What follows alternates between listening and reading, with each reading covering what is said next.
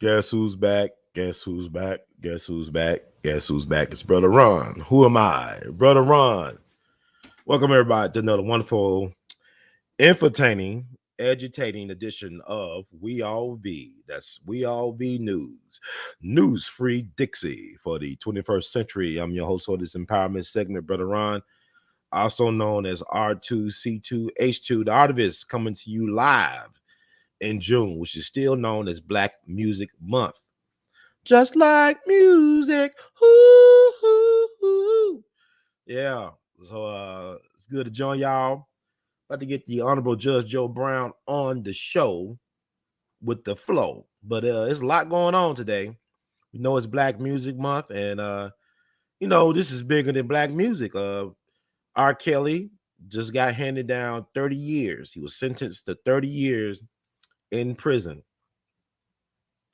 They gave Brother R. Kelly 30 years in prison. He's been in jail since 2019. They sentenced him today. Black people, black men, be warned. You understand? They use, I believe, the Mann Act to get R. Kelly, the king of R&B, as you all know, over 100 years ago. They used the Mann Act to go after Jack Johnson, the king of boxing at the time. So this has really been an attack on black masculinity and black manhood. This is bigger than R. Kelly, what you may think about him. Matter of fact, I've been bumping R. Kelly all day up and down the streets, these Memphis streets. I'm still going to rock R. Kelly music. I have no problem with R. Kelly's music. He's a music genius. You can't take that away from him. One of the all-time greats. What's interesting about R. Kelly? He was born January the 8th, 1967. And you all know, you should know that Elvis Aaron Presley was born January the 8th, 1935, so-called king of rock and roll. Got a biopic out about Elvis. Just came out recently, starring Austin Butler as Elvis and Tom Hanks as Colonel Parker. It's a tale of two Americas when you think about it. Here you got both talented, charismatic entertainers, performers, men who like pretty young things. They like PYTs, but they crucify R. Kelly for his taste in pretty young things, and they celebrate Elvis Presley. And I'm having issues with my Wi-Fi. I don't know what the heck is going on. I'm trying to talk about some serious. Okay, here we go back again. Here we go again. But they celebrate Elvis Aaron Presley. Like, he was messing around with Priscilla when she was at least 14 years young. That's his wife, but he messed around with her when she was underage, and the parents knew about it. They approved. His label mate at one time, Jerry Lee Lewis, messed around with his 13-year-old cousin and married her. His career suffered a little bit, but Jerry Lee Lewis never spent no prison time in prison for getting with his 13-year-old cousin. And this goes on and on and on and on. All right. To the break of dawn. But y'all out there celebrating. We lost Kevin Samuels. You got people out there celebrating. R. Kelly going to prison. Maybe, hopefully not for 30 years, but he's been in prison for almost 3 anyway. But people out there celebrating that. It's not a celebration time. I think it's weird that R. Kelly the only one is going to prison. If you taking him down for the Mann Act, if you trying to hint that he was doing RICO sex trafficking stuff, that means there was a network of people that conspired with R. Kelly. Why is he the only one facing prison time, about to do football numbers? Why is he the only one served up on the platter? But he ain't the only one, because the thing about it is, black men, we dare you. How dare you think you could be like Elvis Presley? How dare you think you could be Hugh Hefner? R. Kelly wanted to be the black Hugh Hefner. Hugh Hefner never faced any prison time. Hugh Hefner's estate has not faced any legal liability like Bill Cosby.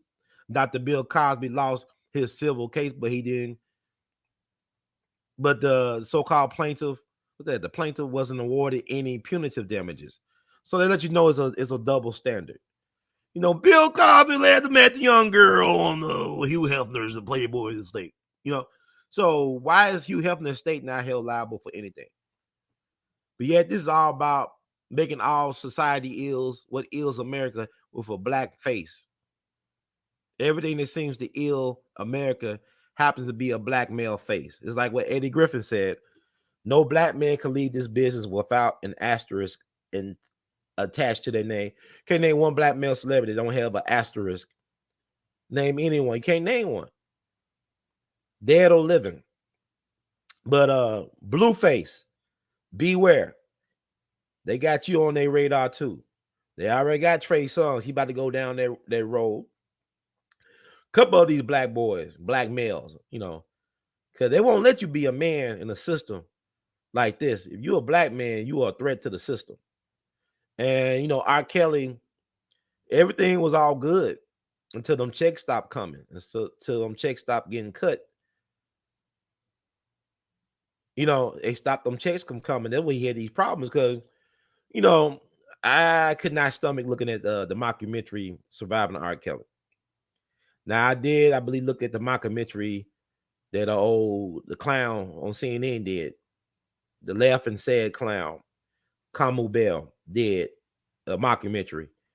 And my thing is, you had women in their 30s, from my understanding, that willingly went to R. Kelly's estate to hang out, as long as he was cutting them checks. It's like with Bishop Eddie Long, as long as he was writing them checks and lacing them boys up in the finest of things, taking on European vacations, all is good. When them checks stop coming and them perks stop coming, that's when there's problems. And R. Kelly, he beat it like Michael almost 20 years ago. It was almost 20 years ago he beat that. And people still mad at him about that. And just like with Bill Cosby, a lot of young people, especially young black males, don't understand how the system conspires against them. Like you look at Young Thug and a lot of these other rappers, you rap about what you're doing in the street life in your lyrics, but you can't be old Blue Eyes. Frank Sinatra could take pictures with mob bosses, Paul Castellano, Carlo Gambino, Jimmy Fracciano, who became a snitch, a rat for the government. This is a crime boss, the LA crime boss, right? Frank could have his hands or arms around La Cosa Nostra with picture evidence. His folks, his parents, uncles, all knee deep in mafia activity from what I researched. But yet, Frank ain't never faced no time in prison. The government allegedly had photographs of Frank with Lucky Luciano down in Cuba. He didn't face no prison time. But at the same time, I don't believe Frank, outside the photographs, really incriminated himself as being connected to the Goodfellas. I could be wrong, but there is a double standard with these rappers. I remember when Suge and Irv Gotti and Jay Prince wanted to start their own record distribution to control black music. What happened? They all caught cases, and Suge is doing almost 30 years in prison himself for something he probably would not be in prison for, because you could almost say it's self-defense. But because of all the crap he did up until that point, and also the moves he was making, you had to get rid of Suge. And Suge did things for people. They helped him out, get their money, their royalties and everything, career in order. But people only want to focus on the negative and never accentuate the positives. So it is very fascinating. But, R. Kelly shares the same birthday as Elvis Presley, January the 8th, but he don't get the Presley treatment. I mean, R. Kelly is a phenomenal generational talent. Think about all the music that we're missing out on because this man is sitting up in prison. And y'all think this is justice when you got the Vatican and all these other institutions, Joe Paterno up at a UPenn, was that Penn State or UPenn or whatever, his assistant coach, doing that to them boys from the neighborhood, from the hood, just taking advantage of young, poor boys for years. And he was protected by an institution. Look at the Vatican. All that generations of rape and pillage for some of their people, protected by institutions.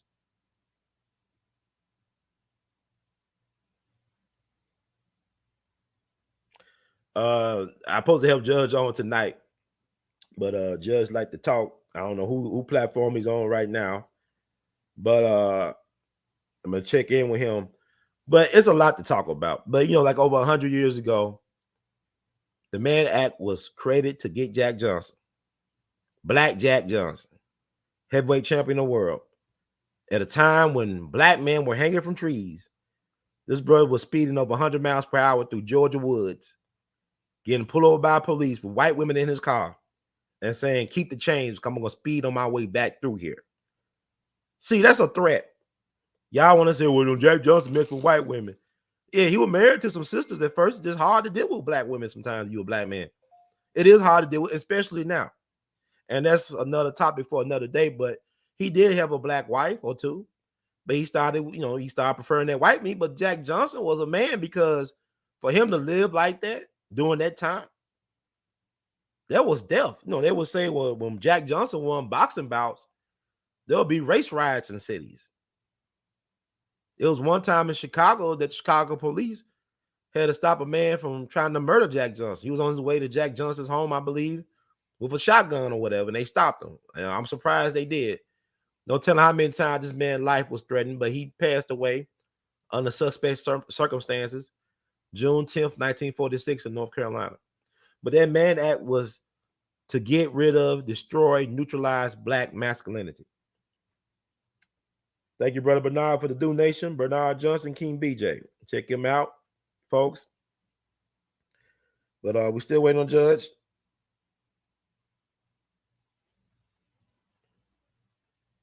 But there's so much to talk about. We're going to talk a little bit about that on that today. And also, I want to have the judge on tonight to get his legal perspective as well as his own flourishes. He's very well read. But I want to get his take on some of this stuff, because I know how I feel, the Roe v. Wade situation. You're using black mascots to, black people. This is not about you. You need to sit this out. Like Dick Gregory said, we stay out of white folks' business. The Roe v. Wade decision has nothing to do with black people. And really, we could benefit from it. But this is about preserving white life. Overturning Roe v. Wade is about preserving the white race. That is what that was about. It has nothing to do with us. You talk about Clarence Thomas, and y'all hate on Clarence Thomas. Y'all say he's a Tom, but y'all don't realize, I told Judge Joe Brown that Thurgood Marshall was an FBI informant. This is not gossip. This is fact-based, that Thurgood Marshall, first black Supreme Court justice, was an FBI informant for J. Edgar Hoover. Thurgood had an issue with Dr. King and people of his ilk and Malcolm X getting all this credit for just running their mouths and marching in the streets. Like he saw, he's like, man, they ain't doing the real work. I'm doing the heavy lifting. I should be applauded. I should be celebrated. So Thurgood snitched. He was snitching on them. It is what it is. And they don't take away from Thurgood's amazing legacy as far as being a fighter for civil rights and liberties, of course. Thurgood Marshall won 29 cases that he presented before the Supreme Court out of 32. He won 29 out of 32 cases he presented before the Supreme Court. And that should be respected. But when y'all want to talk about Clarence Thomas, I ain't gonna never forget, when I was a kid, I was visiting my great-grandfather Jack in the hospital. And they was having like the Anita Hill hearings along with Clarence Thomas confirmation hearings. And I remember some of the older black women in my family talking about the situation with Clarence Thomas and Anita Hill. And you remember Clarence Thomas says like a high-tech lynching. And this is before social media, because you were being also tried in the court of public opinion, but to help hypocritical white men sit in judgments of Clarence Thomas. Y'all always want to talk about Clarence Thomas, but look who was judging him in order to get that seat on Supreme Court. Ted Kennedy, late Chappaquiddick, Mary Jo Kopechne. Ted Kennedy, woman left in a car for over 8 hours at the bottom of a lake. Ted Kennedy passing judgment on Clarence Thomas. Joe Crime Bill, Jim Crow Biden passing judgment on Clarence Thomas. Neo Dixiecrat Joe Biden. And y'all still, you older still want to protect these Democrats. Y'all can't stay off the plantation long enough to taste what real freedom and liberty is. These folks were sitting in judgment. See, Clarence was waiting. He wanted to hear Donald Trump's case about the election or the selection.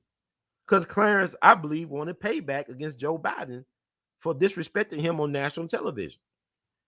And but around what you talking about? Take a look. It's all online. Go to C-SPAN, whatever. Look up the confirmation hearings for Clarence Thomas. Anita Hill, I think Harry Clarence had a thing. But Clarence, according to Dr. Randy Short, I got to look this up. Dr. Short said that Clarence Thomas was mistreated by black women in his life. I'm not trying to be sympathetic before Clarence. I believe his mom abandoned him. He was treated harshly by his grandmother, according to Dr. Short. And also, he was married to a black woman, a mulatto, half white, half black woman. And she left him and his son, allegedly, according to Dr. Short.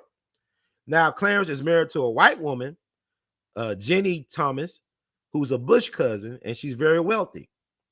So Clarence actually married up. He didn't marry down. He ain't like them brothers I used to see back in the day when I was in college with a bus pass at a bus stop with an overweight, mayonnaise white woman as they pride and joy, as they trophy. Now, Clarence upgraded himself. Uncle Clarence upgraded. And he went through a lot. He's a dark-skinned black dude from Georgia. He would get bullied in law school. I think they call him ABC, America's Blackest Child. So is the sin in his skin? But, this is going to do more for black people than Barack Obama ever did for black people. He's going to liberate a lot of black folk by this decision. You mark my words. Clarence Thomas, when he died, you're going to realize some of the things he was doing behind the scenes for black people. Because people that really care about people, they don't always want to brag about what they're actually doing for the people. It's like a Batman thing. If the hero lives long enough, he becomes a villain. But I would say this, when the so-called villain dies and things are started to be revealed, he may become the hero. So, it's important to keep an open mind about things. It's like I saw a documentary about, what's the boy name? The man, what's his name? Y'all know what I'm talking about. Y'all have a problem. Benjamin Crump. It's a documentary on Netflix concerning Benjamin Crump. And Benjamin Crump, a lot of y'all see him as an ambulance chaser. He's not y'all cup of tea when it comes to representing black pain and getting justice for black folks. He's a civil rights attorney. After I seen that documentary, I got more respect and more compassion for Benjamin Crump. Because I don't think he asked to be in this situation. But somehow the universal God has a way of picking people that you don't think should be qualified. Universal God has a way of moving. It's like Dick Gregory used to tell me. He said, sometimes when universal God uses you, he leaves no evidence, leaves no fingerprints. So Ben Crump may not be what you think a great lawyer. He may not be your Perry Mason or Thurgood Marshall, Johnny Cochran, but in his own way, he gets the job done. Like he said, he feels about 500 calls a day from people wanting him to help him. And he knows his tool, his value as a tool to shine spotlight on certain injustices that may never see the light of day. He uses so-called celebrity and social influence to shine light on inequities and injustice. He may not sound like Dr. King or Malcolm X, but to me, actions mean more than words. And he does get some peace of mind for his clients. Now, he can't resurrect nobody like Lazarus, but he can give you a nice settlement to take care of the loved one that was lost, descendants or kids, whatever. He gives their family a chance to invest in themselves and create some type of generational wealth. So in a way, he helps with some type of reparations.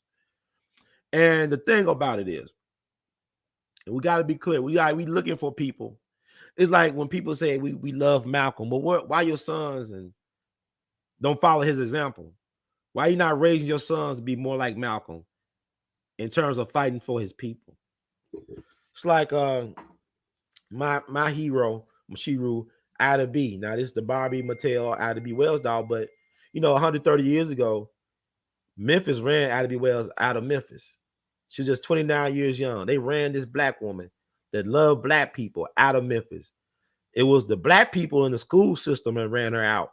At first, because she was complaining about how the students and teachers of color, black people, I ain't gonna say of color, black people would get mistreated in the system. You understand? And she was making too much noise, and the black people said, "You need to hush, hush now, hush, hush, child, hush, hush, hush." So they try to hush Ida B. They kicked her out the school system. The black people, the white folks ran her out the South for telling the truth about lynchings, because her best friend Thomas Moss and his business associates got lynched. The People Groceries lynchings, lynching at the curve, March 9th, 1892. They got lynched because they were successful businessmen. And that's it. Most of your lynching victims were successful business people. Think about how they're high-tech lynching Bill Cosby right now. Successful black man. So Ida B told the truth about the lynchings. She said they'll kill these black folks to keep us in our places, and also that the so-called sexual relationships between black men and women were consensual.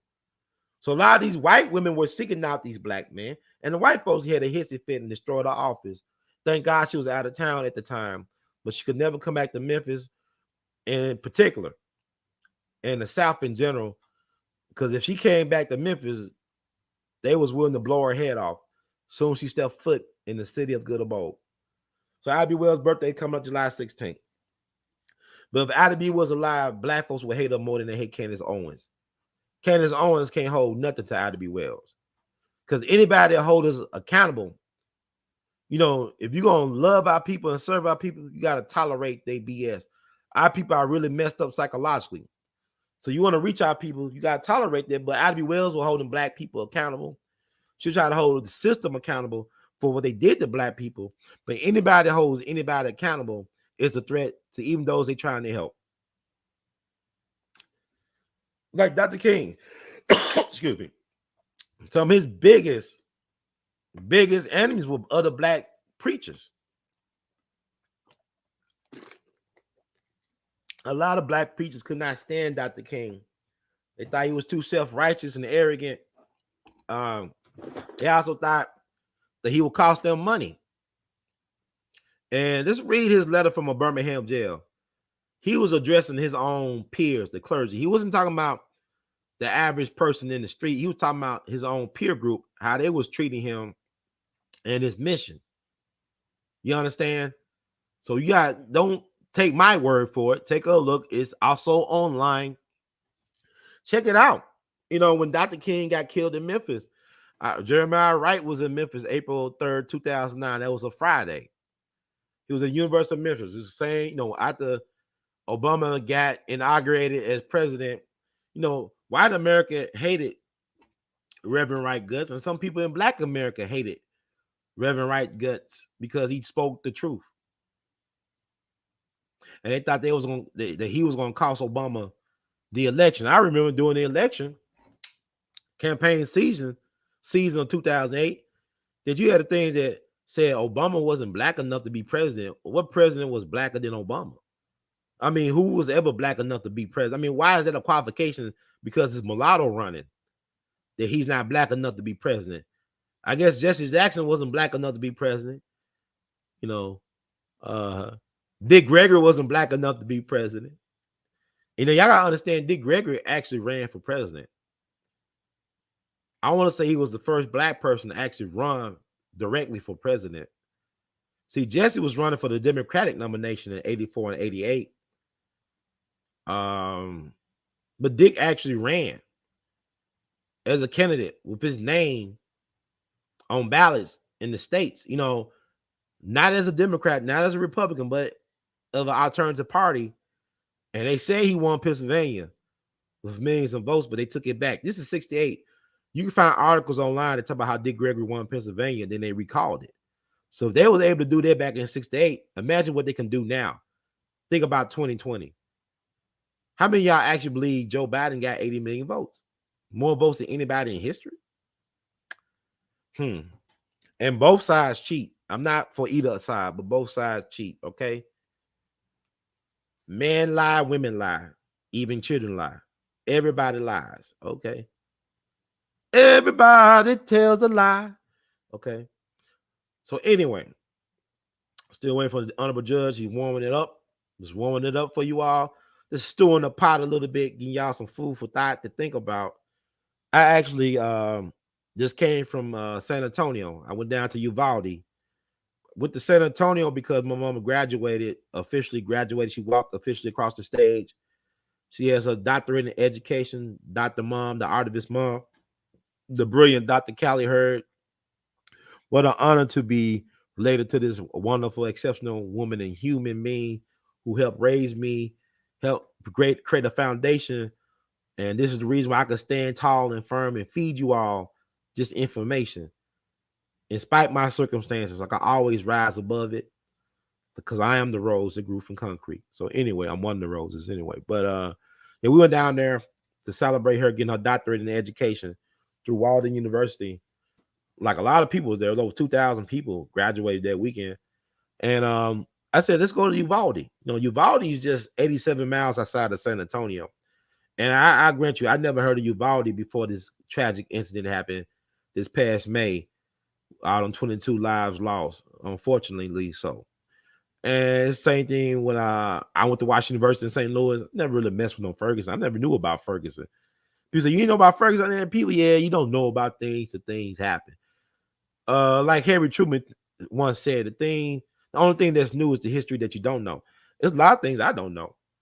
And it's okay to be ignorant. My problem is folks who want to be ignorant about everything. Because if you want to be ignorant about everything, that means you don't want to be accountable for nothing, including your own life.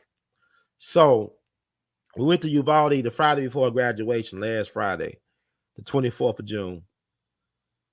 The town was interesting. It's a clean, good-looking town. Neat, roads smoothly paved. San Antonio was weird. San Antonio is a big place, but there's streets, like you can't hardly see the traffic lines in the streets. Like, you know, how do you paint the lines to create lanes? You can't even see them. They all faded out. The streets are nicely paved. I mean, I'm from Memphis, you know, king of the potholes in Memphis, man. Everything, whole streets covered in potholes. No matter how many times they pave it throughout the year, streets erupt in potholes like it's sinkholes or something. Maybe they are sinkholes. But San Antonio, for the most part, didn't have any potholes. Now, they people drive crazy as hell. You got F-150s racing each other with Calvin Hobbes stickers flipping over and stuff like that. But the traffic lanes and stuff, you can hardly tell. You might be driving in two lanes, not even know it because the traffic lines are so faint, so faded. But in Uvalde, the streets were well paved. Traffic lines were well painted. You can see your lanes. It was weird. Had a decently new, modern looking Walgreens. City Hall looked immaculate, you know. But to go to Robb Elementary, it's like, whoa. Like, it was amazing because you could feel it. You could feel the sadness. And also you could feel the love of the people who was paying their respects to the memorial. And I went there with my mom. My sister came in. Shout out to Mo Lisa, aka Cindy, my sister. She came in from Maryland to help us celebrate our mom's, you know, achievement. But to get a chance, I had a chance to talk to sister Vanessa Rodriguez. Shout out to her in Social Donations San Antonio. They actually installed a memorial garden, you know, and what she did was she collaborated with this artist from Germany to create these plaques with the pictures of the deceased, the 22 lives lost, that horrible day.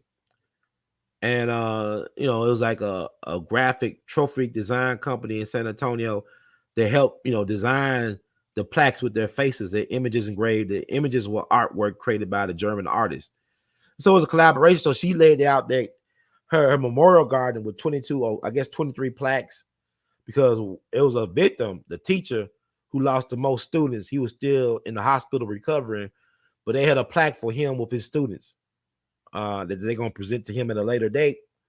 But when we came, it was interesting because she was being interviewed by a gentleman from San Antonio local news. You know, he was interviewing her, and then he told us that the day we came, they actually had like a private graduation ceremony.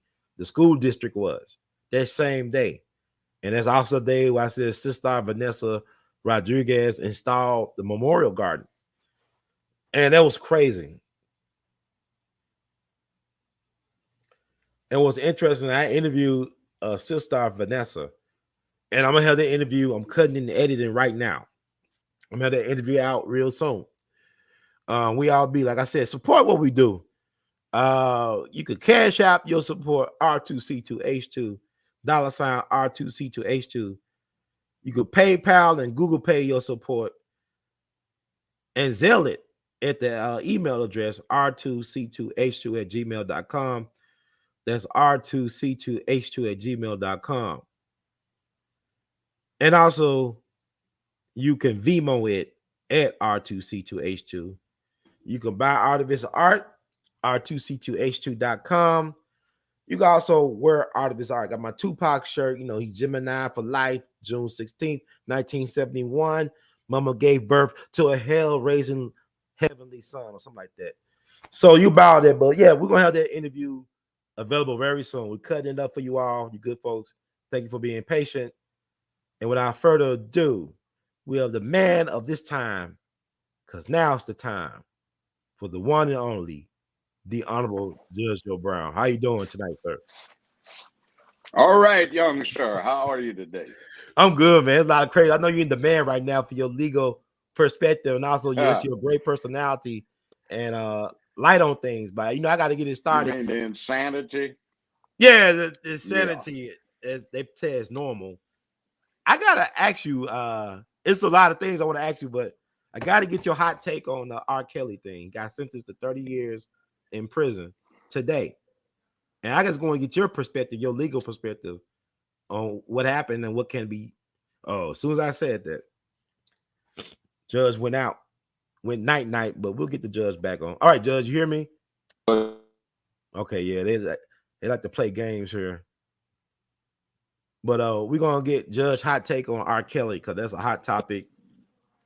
Judge, you can hear me? Yeah, R. Kelly. Yeah, I hear you now. I sort of dropped off. Okay, yes, sir.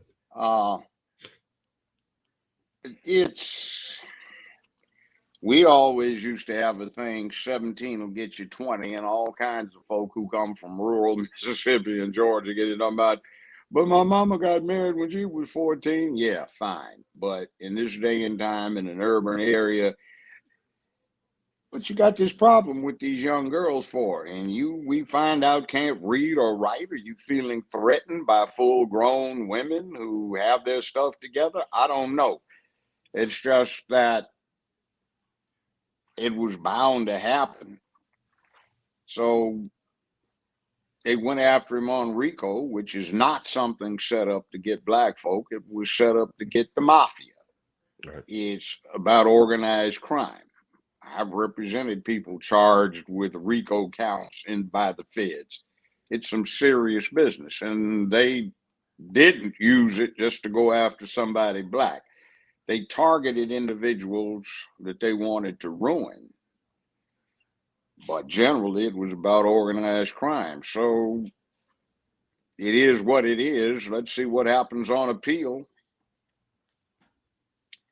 That said, it's kind of premature to discuss the matter because it ain't over till the fat lady sings, and that's whatever the appellate court may be who handles it for the jurisdiction in question, whether it's state or federal. And he's still got to go back to Illinois for further proceedings on other similar matters. So we'll see where it all goes. But I just think it's weird though that it's like it's a two Americas, because you know him and Elvis Presley share the same birthday of January the 8th. And Elvis was known for messing with Elvis underage girls. Presley is a pervert for doing it. I think anybody that's in his 20s that deals with a 14-year-old is a damn pervert that he knows to be 14.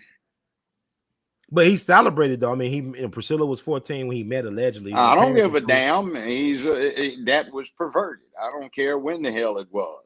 It's wrong. These babies don't know what the hell they're doing. And the theory is as to why it's wrong.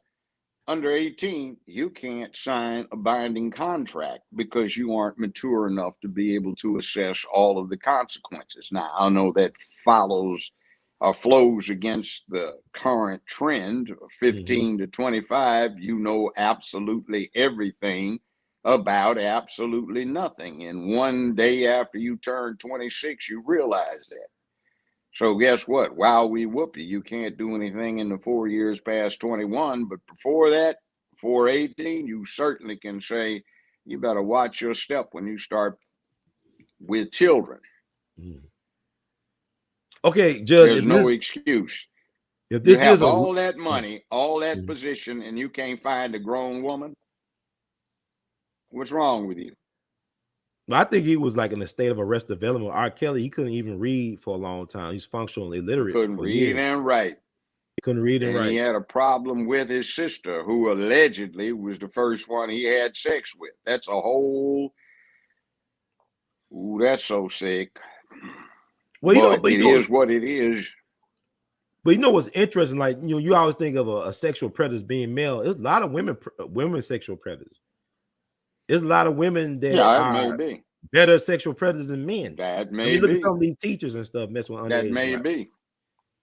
But let me ask you about the But I don't get weirded out about a young buck getting him some grown nookie. I mean, maybe she'll teach him how to do it so he won't spoil any of the young gals who will grow up with a bad taste in their mouth, I mean, literally.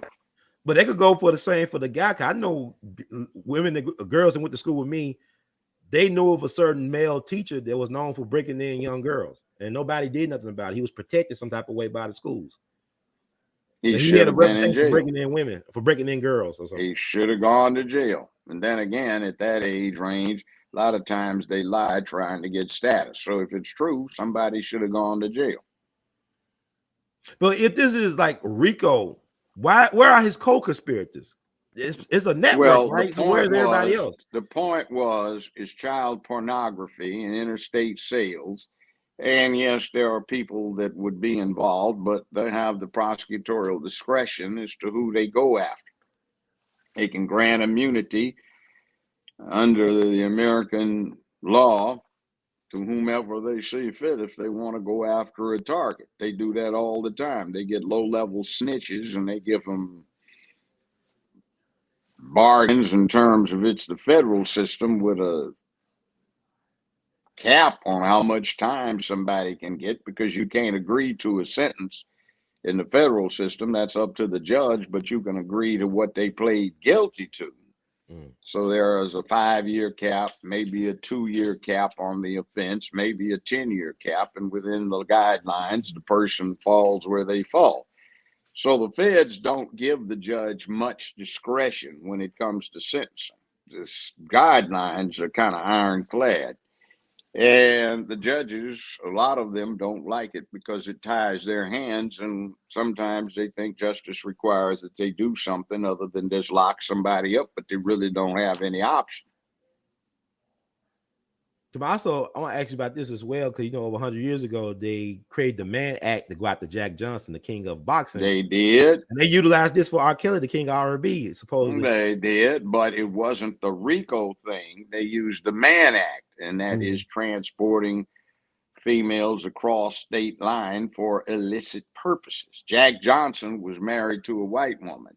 They crossed Georgia, and Georgia didn't recognize interracial marriages. So when he got off the train at the first stop outside of Georgia, the feds put him under arrest. They prosecuted him. He got convicted. He escaped, went to France, and his mama just had to see her baby boy before she died. So he came back, tried to sneak in, got caught, served his time, got out in 1946. and wound up getting killed in a car wreck. Mm-hmm. So I'm just saying, FBI was set up to catch him. So why is it that we're celebrating the fact that their biggest targets have been black men who dare to live the lives they want to lead on their term? Why are we celebrating it? I'm not celebrating that. I'm not celebrating their being targeted. But just because white folk do it, brown folk do it, anybody does it, doesn't mean you should be doing it if it's wrong. And men need to keep their paws off of these young girls. That's pedophilia. But Judge, what about somebody like Hugh Hefner, who Bill Cosby victims say they met Bill Cosby on Hugh Hefner's property? Why isn't his estate held accountable for women or girls being taken advantage of underage? Part of the evidence in that trial was that her ID presented on the occasion showed that she was 23 years old. Okay. So there is some contrivance. You got Gloria Allred and her daughter leading that charge against evil men, and they are of this philosophy where it doesn't make any difference if your lies ruin the lives of an innocent man. That's okay if it's for the cause. Right. So a lot of that goes on, and it's a civil matter. So $500,000, that's probably less than his attorney fees. He may just hit it with the appeal, and if he has to pay the damages, so what? That's civil. He isn't going to jail. And the cause is made. You just have some girls that gave up some nookie to try and get around the fact that they didn't have any talent or much talent, but the nookie wasn't any better than their talent, so it didn't take them but so far. And then when they went all the way live lesbian after being bisexual for a while, Gloria Allred and company talk them into, honey, it's not your fault, it's these evil men. Mm-hmm. So let's go after them. And then she makes a habit of filing marginal cases against rich men so she can extort them into paying a bribe, which is supposed to be a settlement, just to get it out of the public eye and to save costs. Right. So the unscrupulous do that. Now, what does it say that the plaintiff wasn't awarded any punitive damages? What does that mean if she couldn't get any punitive damage? That means Cosby could bankrupt them. You can't bankrupt punitive damages, but ordinary damages, if you don't want to pay them and you say, I can't afford 500 cash, then 500K cash, you can bankrupt it. Nothing can be done. They wasted all that time. So can Cosby still win this on appeal, or is not no win, just a wash? I mean, he might. Let's see. Let's see what happens. It might not be worth his time to go through the appellate process. But this does open the Pandora box for other people to come forward, right? I mean, there's people out there. Well, it still depends on the jury and the circumstances. And what happened was they got the wrong jury and the wrong judicial division in the Los Angeles area. Mm-hmm. And I think it stank to high heavens that they're going to bring something in from almost a half century ago as proof of other crimes to try. We'll get Judge back on. You know, it happens doing live shows and stuff like that. You roll with it. Judge, you there? We'll get back in, but this is We All Be, News Free Dixie for the 21st century. Here are some hot takes from Judge Joe Brown. The Honorable Judge Joe Brown is making the rounds and talking about the current events and from his unique, colorful perspective with legal experience and expertise as the foundation. So we're trying to get the judge back in. And we're talking about the Cosby civil case that just happened. Cosby chances to file an appeal. Is it worth filing the appeal? Does this open a Pandora's box for more people to come forward with like frivolous civil lawsuits? So we're gonna get the judge. Like a judge, we can't hear you upside down, and we can't hear you like or upside up or some.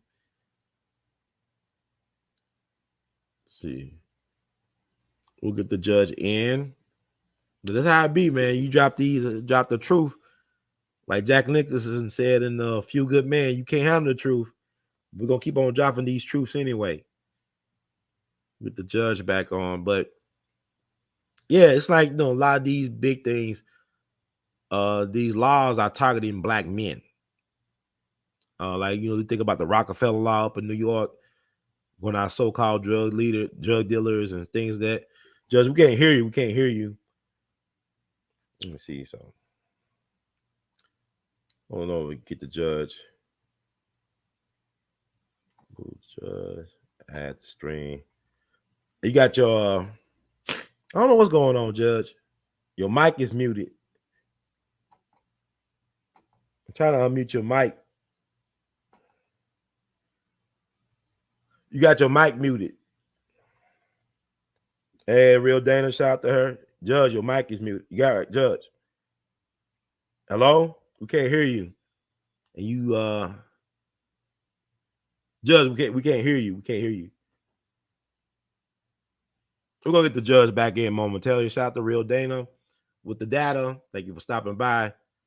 But it seems like the big targets for a lot of these so-called cases, like the black man is the boogeyman for what ails America. So, like Eddie Griffin said, no black man leaves this business without an asterisk by their name and legacy.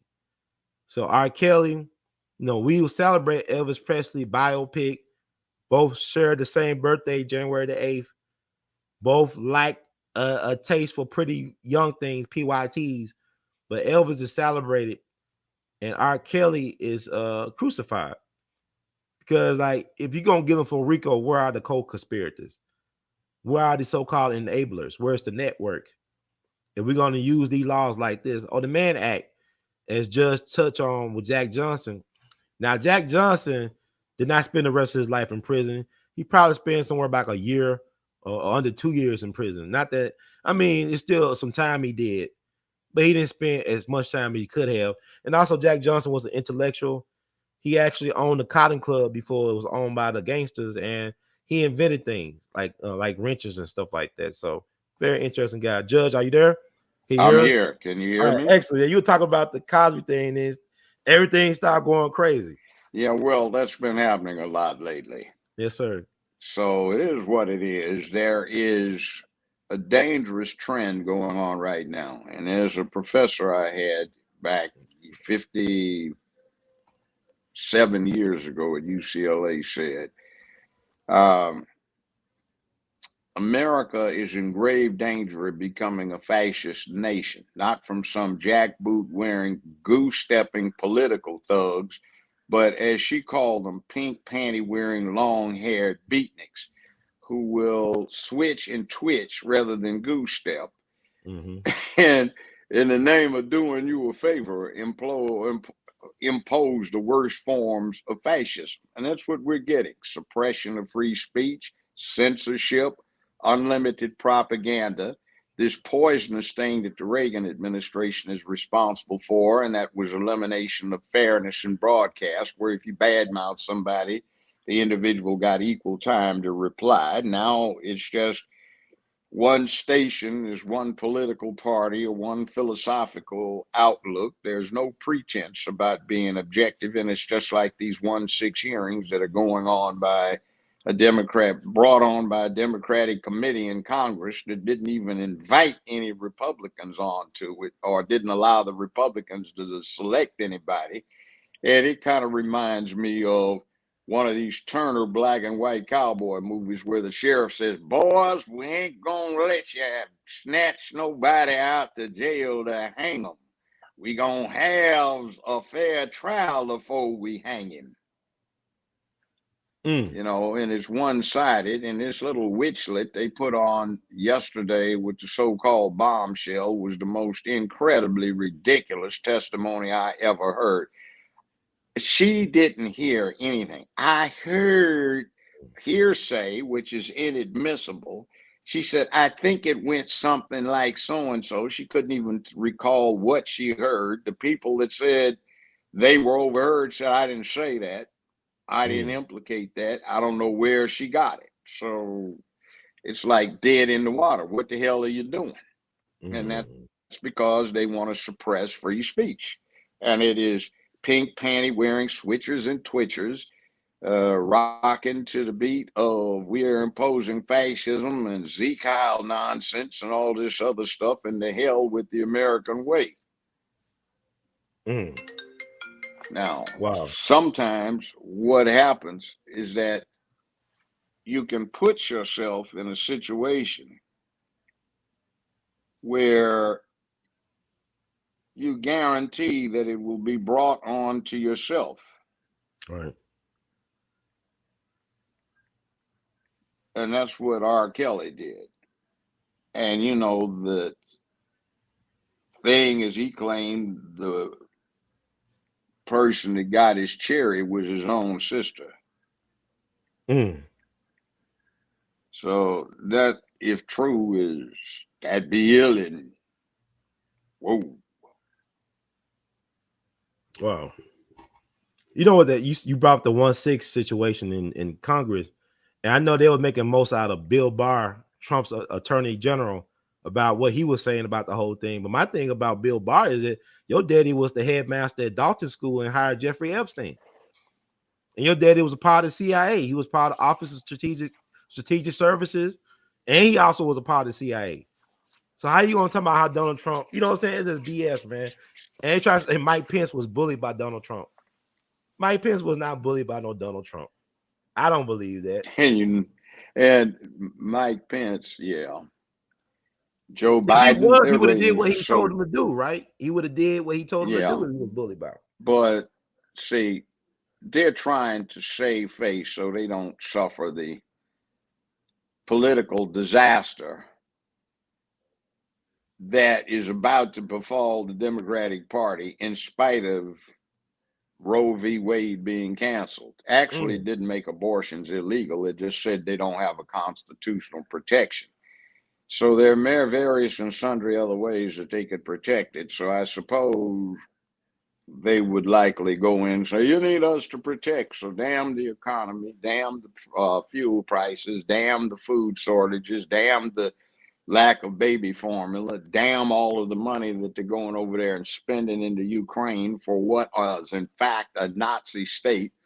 And the Ukraine, because it became part of the former Soviet Union or restored its position, escaped prosecution for the war crimes after World War II at Nuremberg, because the Ukrainians volunteered in mass for the Waffen SS, an arm of the German SS/Gestapo.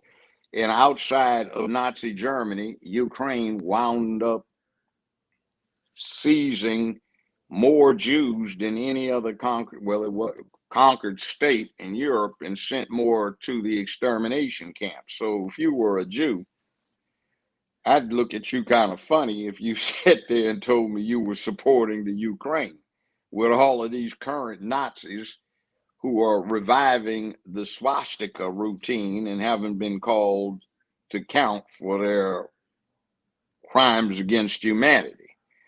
So it is what it is, and that's the Biden administration. And I think what he's trying to do is escape liability under the provision of the Constitution, which is Article 6, which says that ratified treaties are part of the supreme law of the land. And one of the ratified treaties we have with Ukraine is, while we agree to participate in the detection, apprehension, and extradition and prosecution of criminal elements.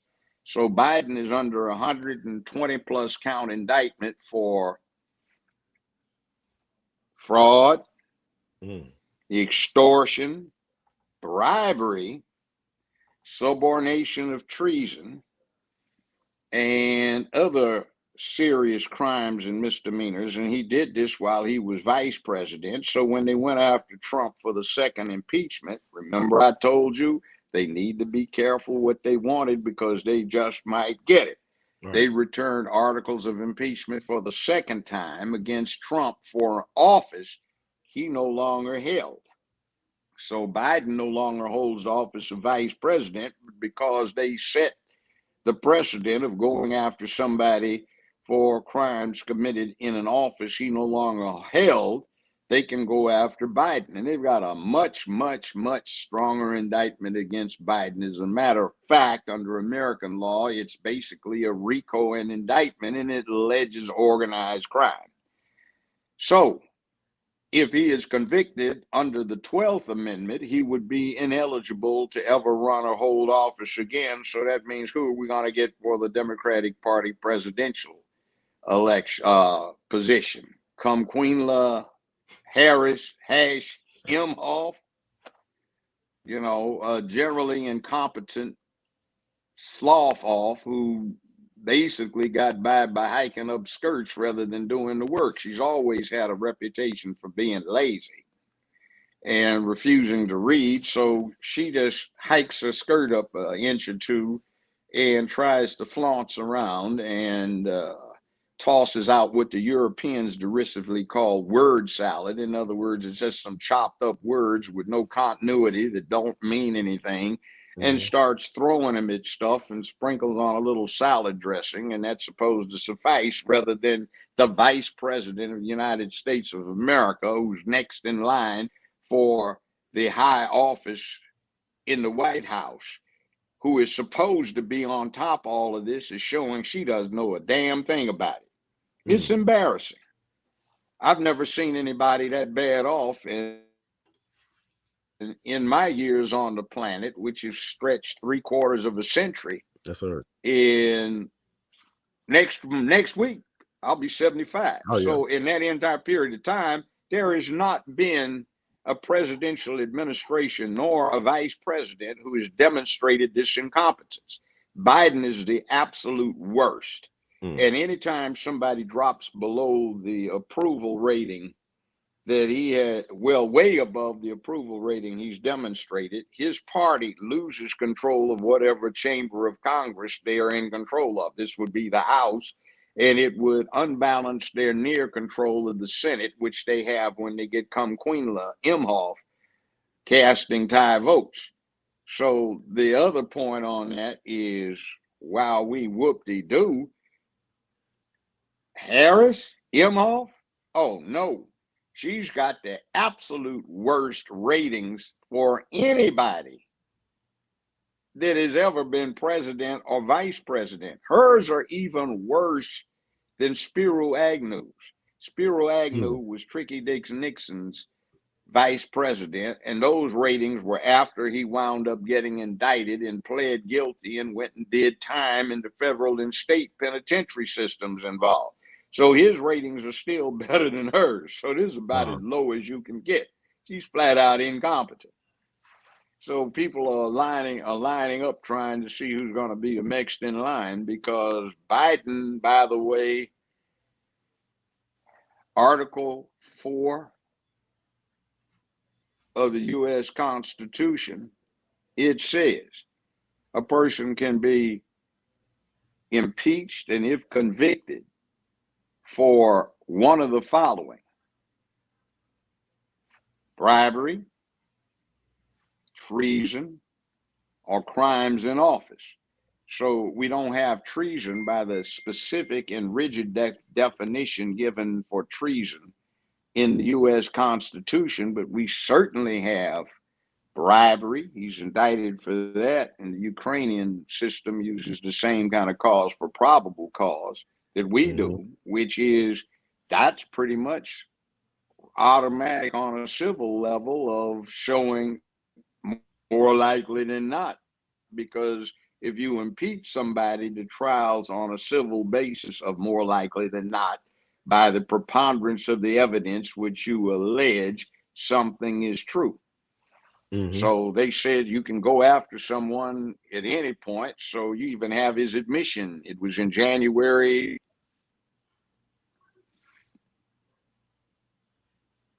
Several years ago, he was on C-SPAN, and they asked him, he said, I guess I'm guilty of bribery because I told them that if they didn't back off of my son, they were not going to get the $14 billion in American loan guarantees. Yes. So I remember I seen a clip of that. Yeah, I seen a clip of that. Yes. So while we whoop-de-doo, what did you do to yourself? Be careful what you ask for, fool. You just might get it. Wow. So I'll enjoy the process. It's called getting hoisted by one's own petard. You know what that means? Well, you could tell us, like the lay They people, yanked you off the. Yeah, well, the lay version is being hoisted by one's own petard. That was a type of knife that had a guard that looked like two balls. So the term meant you get hoisted off the ground by your own dick and balls. You did it to yourself. and rightfully so. Like I mean, that administration's been pathetic. Did you see that crap about the fentanyl that they've been bringing in? And have you seen what's happening in Memphis, Tennessee? The sheriffs in several Tennessee counties have issued warnings about creeps not going around shooting up schoolhouses, but they're poisoning $1, $5, $10, $20, and $50 bills with a fentanyl-based poison. Now, fentanyl will go through your skin. So you pick it up. Oh, here's a $50 bill. What the hell? And what is this white powder? And you get it on your hands. You don't feel anything. In an hour and a half, you're dead. Oh, wow. I didn't know. So, yeah, I mean, that's what they're doing. So these creeps are putting the fentanyl poison on $1s, $5s, $10s, $20s, and $50 bills and dropping them by pumps, gas pumps at convenience stores or at the entrances. And somebody says, oh, man, a $20 bill. Yeah. And he just killed himself. So, I mean, there is a warning out all over Tennessee. Beware of currency you find on the ground. Somebody might say he just snorted some coke. It's easier than shooting up a school. Fentanyl is so cheap. When I had cancer last year, fentanyl per dose was, guess how much? $1? $1.63. $1.63 copay. That's not and bad. They've got a bunch of it on stock in hospitals for cancer treatment and burn treatment. And it works. But the only way you don't get addicted in 2 or 3 doses is to have that kind of pain. Now, I got radiation for base of tongue cancer, and I had 3rd-degree burns on the inside of my throat and on my neck around it. That didn't feel good. Right. Still weirds me out, and that's a year later. So, yeah, fentanyl is really atrocious stuff. In red, it says, beware. This is a 72-hour dose. Do not exceed it. There's a high likelihood that you will induce coma or death or respiratory arrest, which is actually one of the things that happened to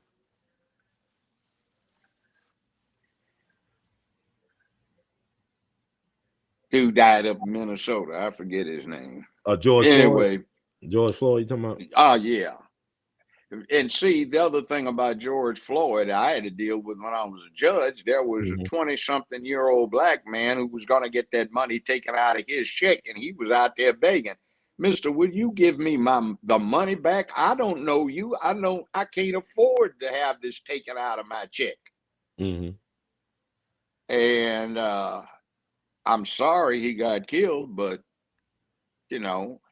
Fact of the matter is 6'5", 240, 250 pounds, and he got killed by a 145-pound white man, 115 pounds lighter than he was, 10 pounds lighter than he was, who was a foot shorter than him. Well, he had his knee on his neck, but as I told you before, it induces respiratory suppression. And that's what he was doing to himself. And the ones that really killed him, that should have been charged as principals, were that heavy-set white cop who decided he was going to get in on the fun and put his knee in Floyd's back, and those other 2 who got on his lower back. They're the ones that kept him while he was suffering from respiratory distress because the drug had just kicked in from being able to mechanically breathe like he needed to.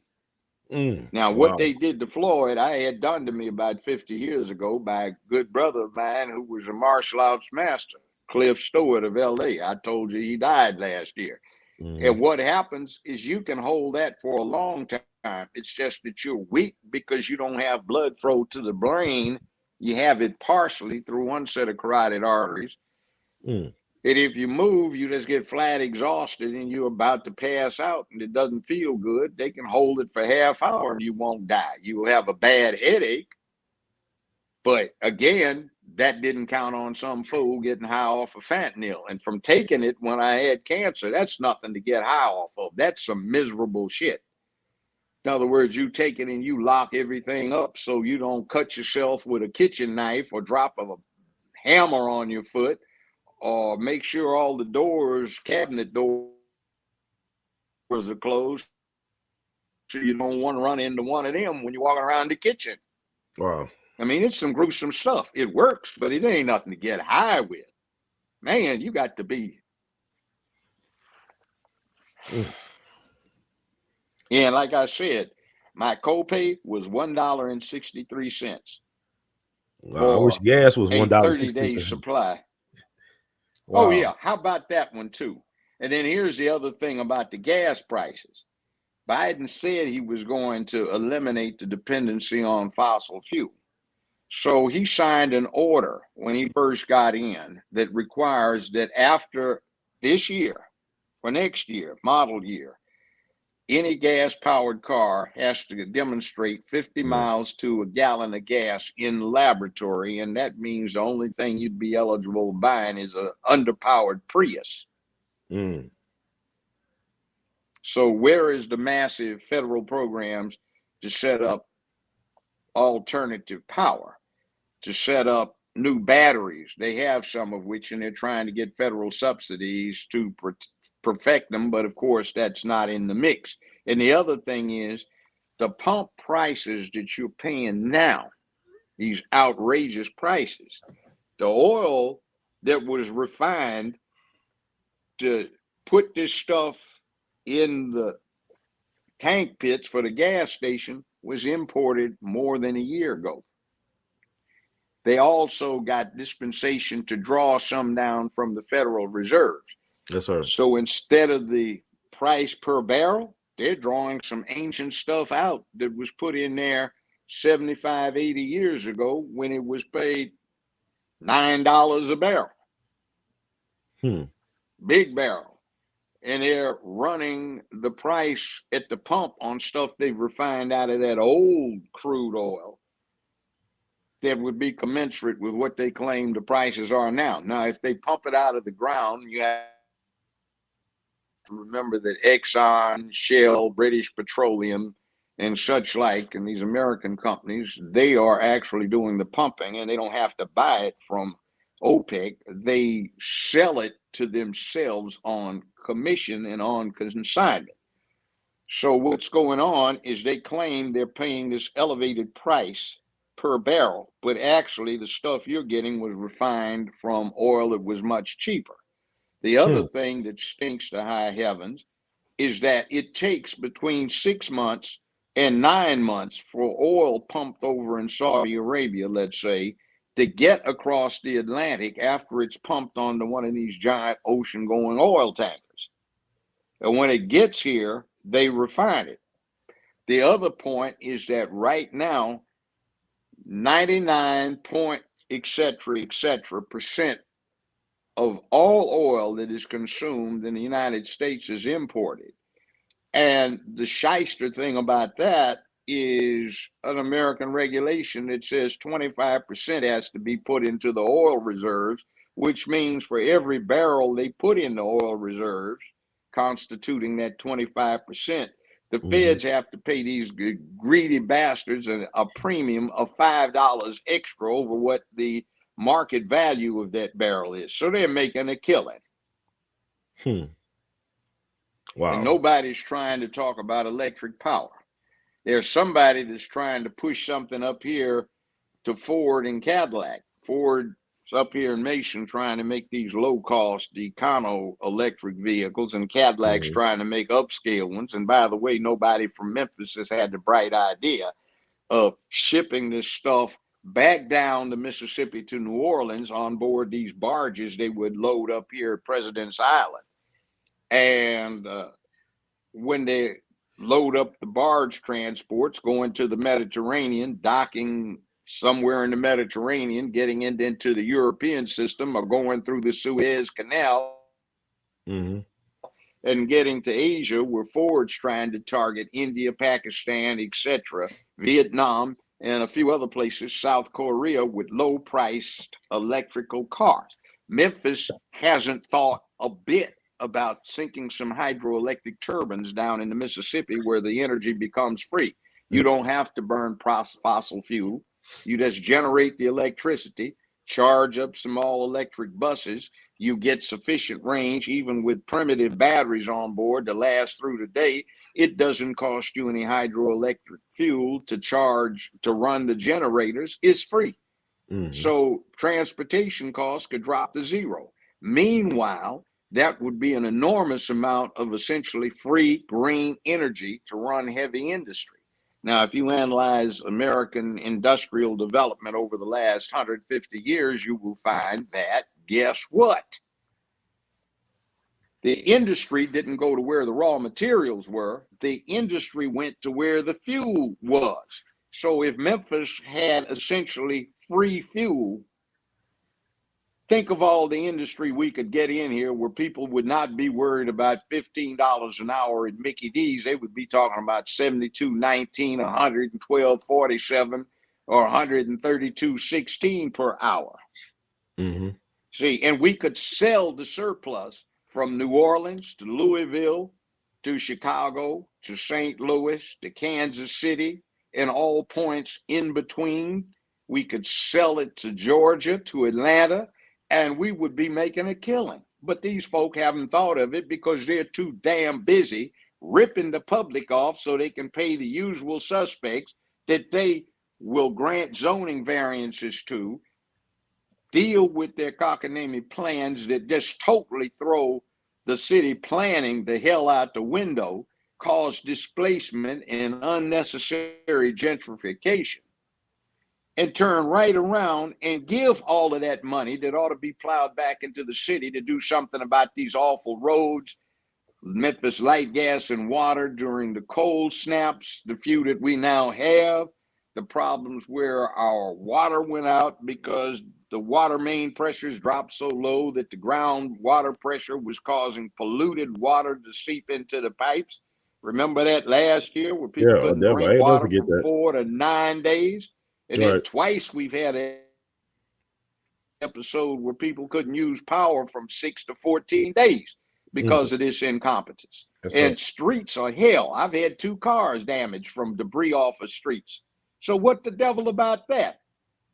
Why don't we pay for that? And why is it this DA is in complicity with a former DA to pay her upwards of $100-some million, upwards of $1 million-some to vet the testing of some rape kits, 28,000 of them that are untested, and pay the New York firm $7.2 million minimum. They got a 5-year extension and a second 5-year extension. So that's a total of 15 years before they have to produce results. And TBI is coming in and saying, wow, what do you need that for? We can do it all in 30 days free of charge. Why do you want these private people to do it? Why is the city of Memphis paying for Cordova, Germantown, Collierville, Arlington, Millington, instead of those municipalities paying for their own rape kits that are taken by their municipal police? Why does Memphis have to buy it? Well, Memphis pays for it because that gives an avenue for the people to get under the table. Okay, we got a situation here with, we got rid of Nathan Bedford Forrest and Jeff Davis. Smart idea. Let's sell the parks to get around the Tennessee law that says A public park can't divest itself of Confederate war memorials. Bright idea. Except the two people who came up with it went in on a scam. One of them came up with a private charitable corporation that owns the two properties right out. They passed legislation that said there didn't have to be a bid, and one of the people that introduced the legislation incorporated a private charitable corporation that bought it no bid for $2,500 a lot. That one on Union, right in the hospital complex, and the other one is on the bluff right next to the Metal Museum. Right. And developers are offering tens of millions of dollars for those two properties. So they didn't even pay $5,000 for them. So what the hell is supposed to happen? They get to pocket tens of millions of dollars that should be going to the public, and the public is not getting privy to exercise of eminent domain. Oh, hell no. You can't buy $20 million worth of property for $5,000 and think you're going to get away with it. And everybody that went along with it gets a little under the table. And then storing Nathan and Jeff. Why hasn't it been donated to a Johnny Reb museum? Well, it's not. The half brother of one of the sponsors of the resolution that allowed the sale, that person's half brother pays $69 a month for a storage facility, and we taxpayers have been paying him $5,000 a month for 5 years to store it. Wow. Somebody needs to go to jail. Look at what's happening in this election right now. Wanda Halliburton is clerk of Shelby County. She's been going frantic because money's been coming up missing out of her dedicated account for the Shelby County clerk's office. Some of that money is earmarked by the Fed specifically for her office. Come to find out that the comptroller of the state and Mayor Harris for Shelby County have been drawing it out every evening and putting it in an account where funds are mixed, and you can't mix federal funds that are targeted for a specific entity to with the clerk's office with other stuff. And they're using it to leverage what's happening up here with the Ford low-priced electric car thing. Okay. So that means the comptroller of the state needs to do some federal time, and so maybe does the mayor, because that's just flat wrong.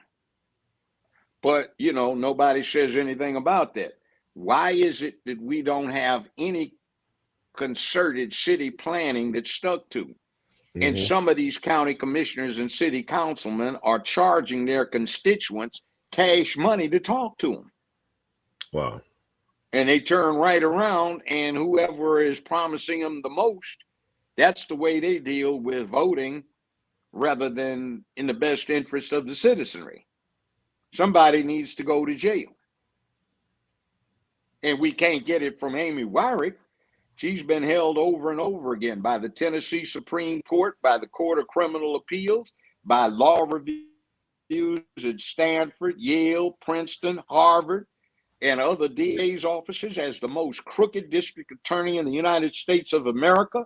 And they note with amazement that nothing has been done to her. And she individually has more findings against her personally for prosecutorial misconduct than any other DA's office has collectively. In other words, the entire district attorney's office for Los Angeles, the entire office for New York, the entire one for Chicago, the entire one for Dallas, for Houston, for Miami, for Detroit.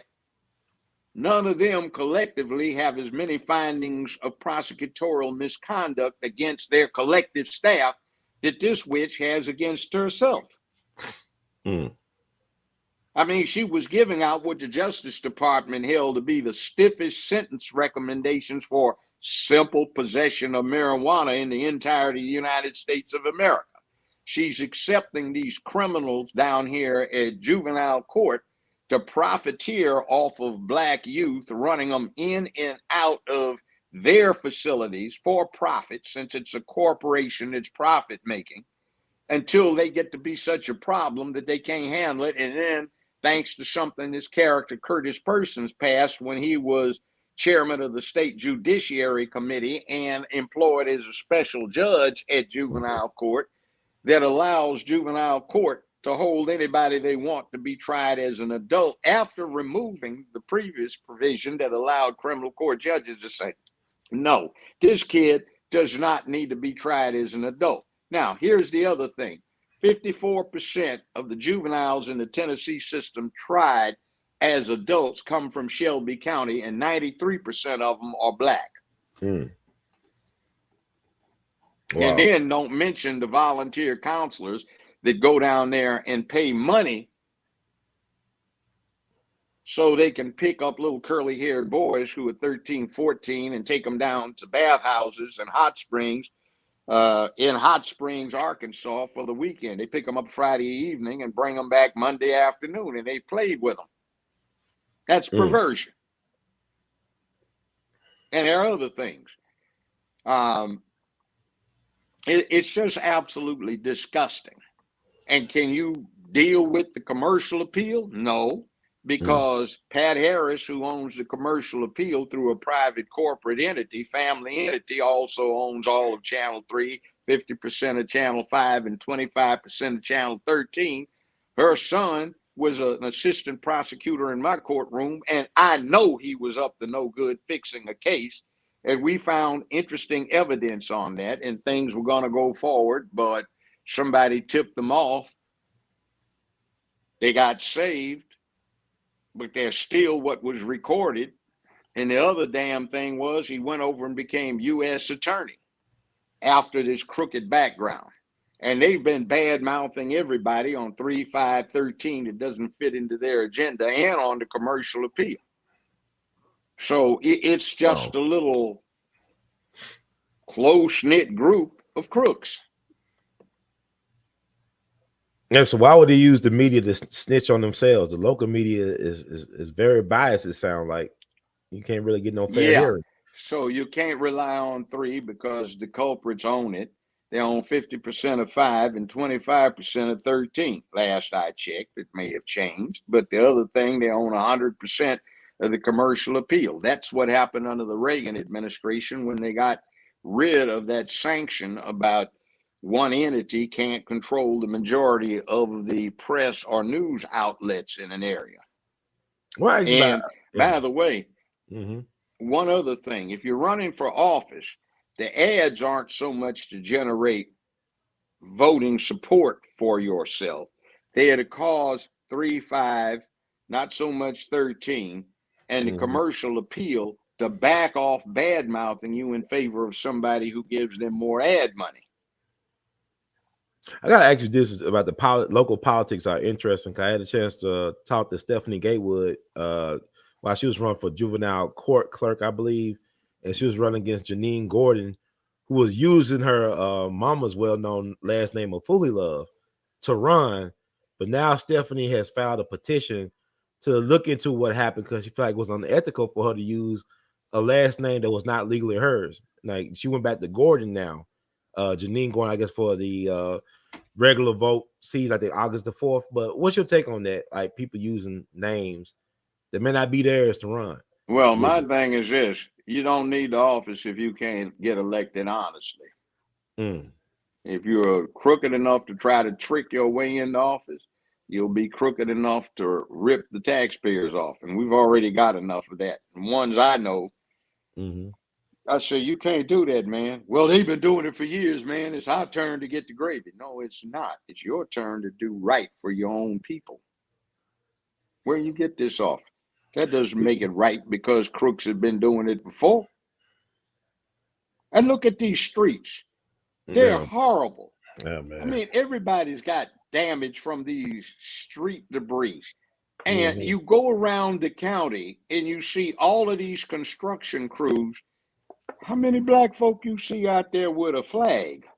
Right. And what kind of education or skill level does it take to hold a damn flag up? Now, I'm looking and I'm counting and I'm going, this county has 19.1, this city has 19.1% of its registered voters are white. In the county, it's 24.8% are white.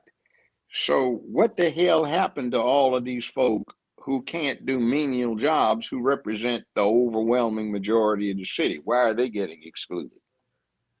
Why do we have crap like Beale Street Landing that opened up summer 2014 to the tune of $3.5 million under a contract with somebody who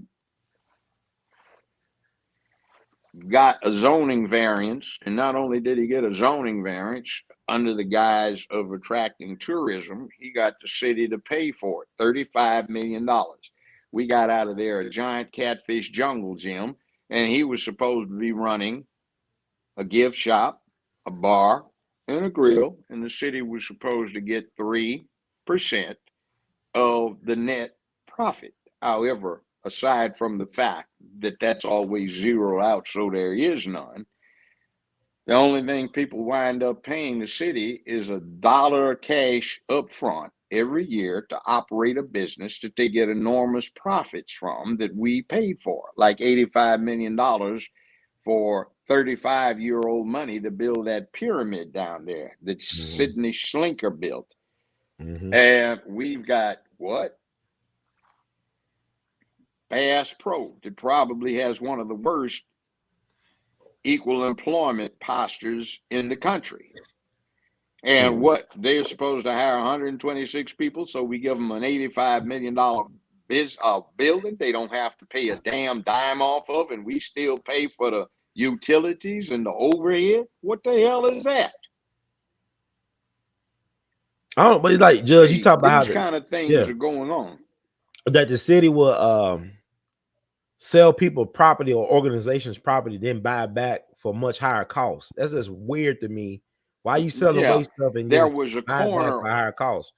There was a corner over here in a new development that the city sold to a developer for $14,600.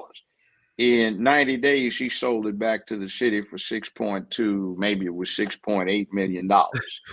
Now, what in the hell is going on with that? Money under the table. You vote for this and you get a supplemental income. Now, the Wanda Halbert, I mean, she's the clerk, right? County clerk. And what can she do about the issues with the account having irregularities? Who can she address these problems? Go to TBI, demand an investigation, and some son of a bitch needs to go to jail. Some son of a bitches, plural, need to go to jail. What I think they're doing is up here, they're trying to finance the Ford plant in Mason. See, Mason has about 1,600 employable adults and about 5,600 people, but Ford is advertising through various outlets that in 5 years, they're going to need a workforce of 75,000 people. Now, the town has 5,600 residents. That means they're going to have to build a Jackson, Tennessee in 5 years. Right. That's billions of dollars to the usual suspects who get all of the contracts in Shelby County. Why did they not want it in Shelby County? Because the rentals were too high here and they wouldn't have made as much money as if they put it up there in rural Mason, where there is the sewage input and the water outlet. And the mayor of Tipton County bought 5,000 acres of land halfway between Mason and where the factory is going to be located that will be sited where the new downtown Mason will be. It will be a town the size of Jackson, Tennessee, built within 5 years. If you have 7,500 employees, when you talk about the families and you talk about the Walmarts, the Krogers, the talking about the animal shelter, hospitals, and you talk about the movie houses, and you talk about all of the department stores, you're talking about a town of 100,000 people. So imagine the usual suspects getting contracts to build a town of 100,000 people where that's all going to hit in 5 years. All right. That's just, man. And by the way, one of the candidates, Van Turner, who is chairman of the rather useless NAACP around here, he brokers a deal without checking with the town council up in Mason, where the lawsuit against the comptroller will be dismissed on conceding that the town's going to pay all this money back that they got robbed of, that got embezzled by an all-black town being run by an all-white administration for 25 years. Somebody needs to go to jail and be prosecuted, not required to pay for their own victimization. And Van Now, I'm Turner's not against, yeah. And he's a I'm, lawyer, right? He's a lawyer. Yeah, and he ought to know damn better. And he, by the way, is the one that came up with that private business to take advantage of the agreement to sell Jeff and Nathan the parks they're in to the charity corporation that he founded, that he ought to know better than do, because it's ethically inappropriate for a lawyer to engage in that kind of unethical behavior. And he's talking about running for mayor. Mayor of Memphis? Yes. But you're running for mayor, I ain't will you, kick, I know I will kick his damn ass. Figuratively, not literally.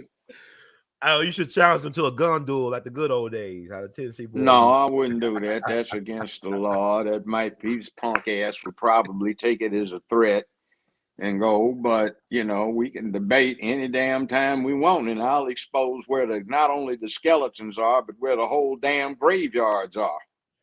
This is just trifling in terms of like you got so-called black leadership, but black folks don't really run nothing but their mouths in Memphis. In terms of political That's leadership. right, because too many of them are either too damn ignorant or too damn bought off or committed too many criminal acts that they can't have exposed, or they got into the B thing. What's the B thing?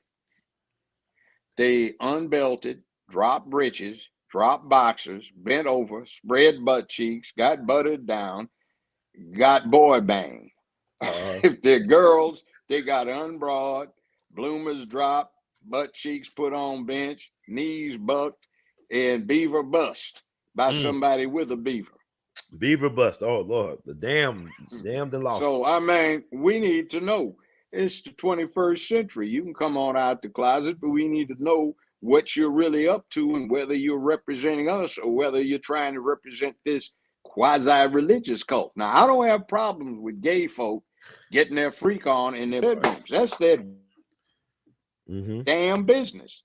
Yes, sir. And I can tell you about a couple of cases I tried as a lawyer that emphasize that. I'll wait a minute, but let's just put it this way. When you start getting out and start trying to insinuate yourself into recruiting and seducing our children and grandchildren, you can go to hell. When you start trying to pay money out to set up a new religion, you can go to hell. Now, look at it this way. These are religions. You know, Judaism is one. The next one on that monotheistic thing is Christianity, and then Islam. Then you have Hinduism, which is multiple gods, and then you've got Confucianism, which doesn't have any, Buddhism, which doesn't have any, Confucianism that doesn't have any. They're systems of philosophy. But the LGBT cult is a system of philosophy, and some people are trying to impose it as the official religion of the United States of America. You go to D.C. and they have government employees painting rainbows down the sidewalks or across the crosswalks. Or you look at a government building and there is a banner, rainbow, hanging down from the 12th floor all the way to the ground. So if you looked at the Emmett Till anti-lynch bill, you get an idea. First off, they don't require a lynching for a mob anymore under that bill. It can be one person.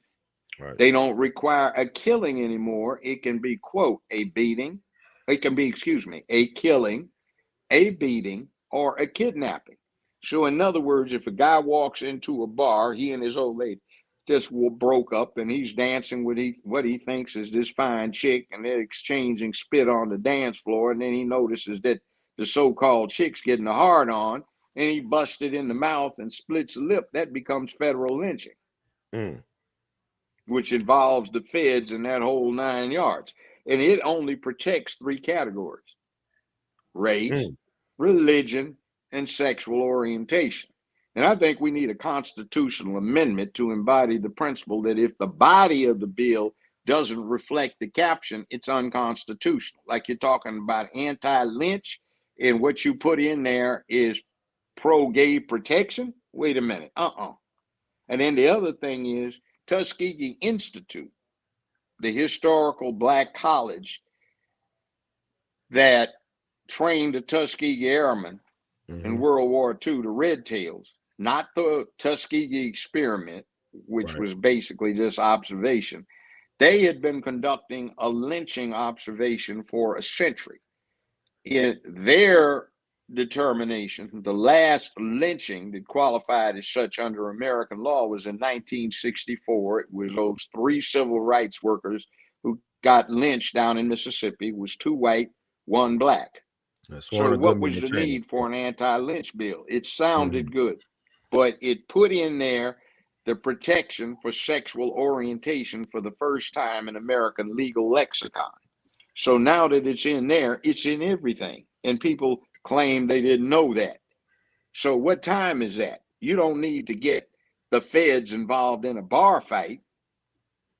And then what about protection for everybody where somebody intentionally deceives them into thinking there's something else? What is that? Attempted rape by trick?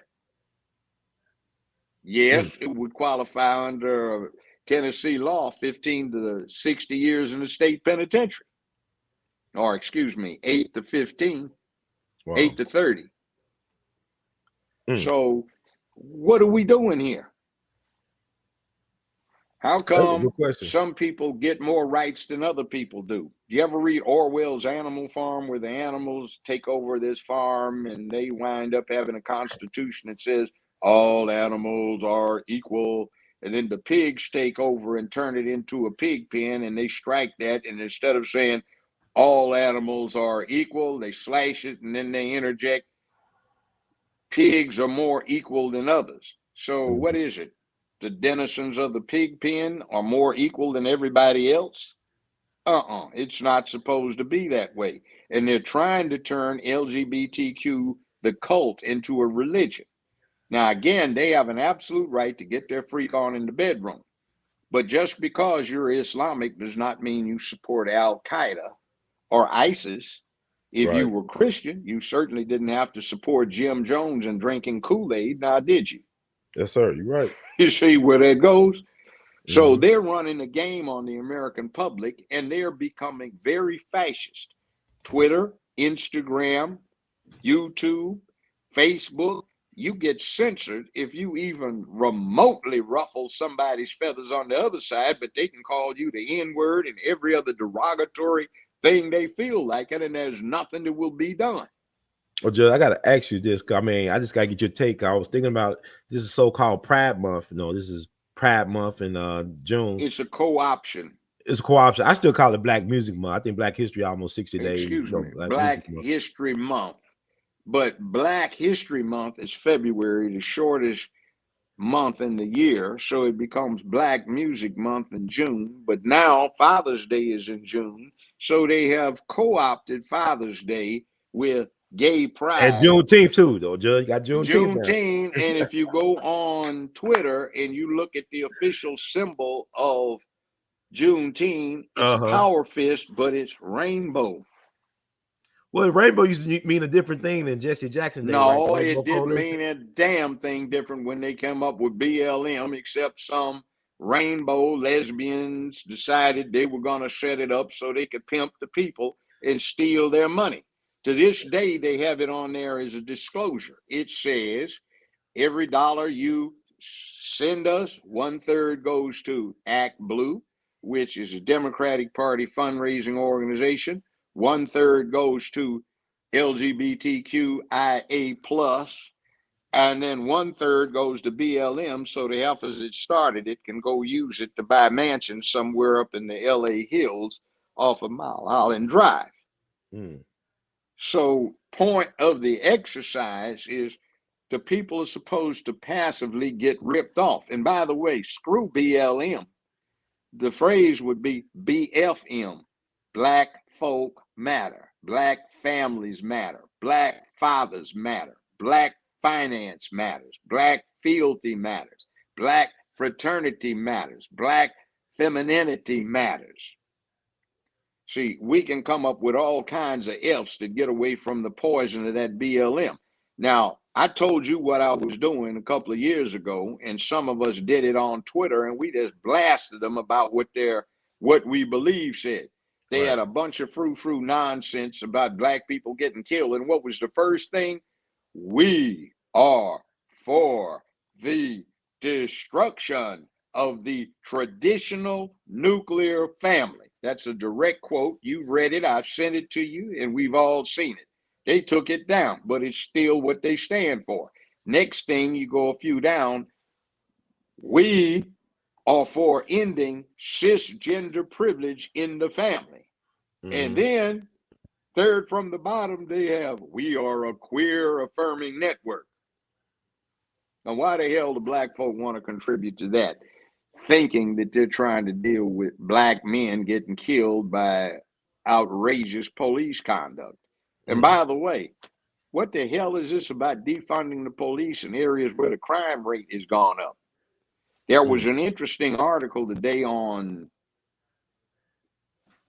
TV, was on Xfinity Comcast, and they had a member of the Brazilian parliament, and he said, we reduced violent crime, rapes, robberies, murders, and assaults 75%. You know how they did it? No. They reduced the restriction on acquisition and possession and carrying of firearms. They said when the public's armed, you don't have to worry about the general public, but you sure as hell scare the hell out of the villains. That's what's working out here.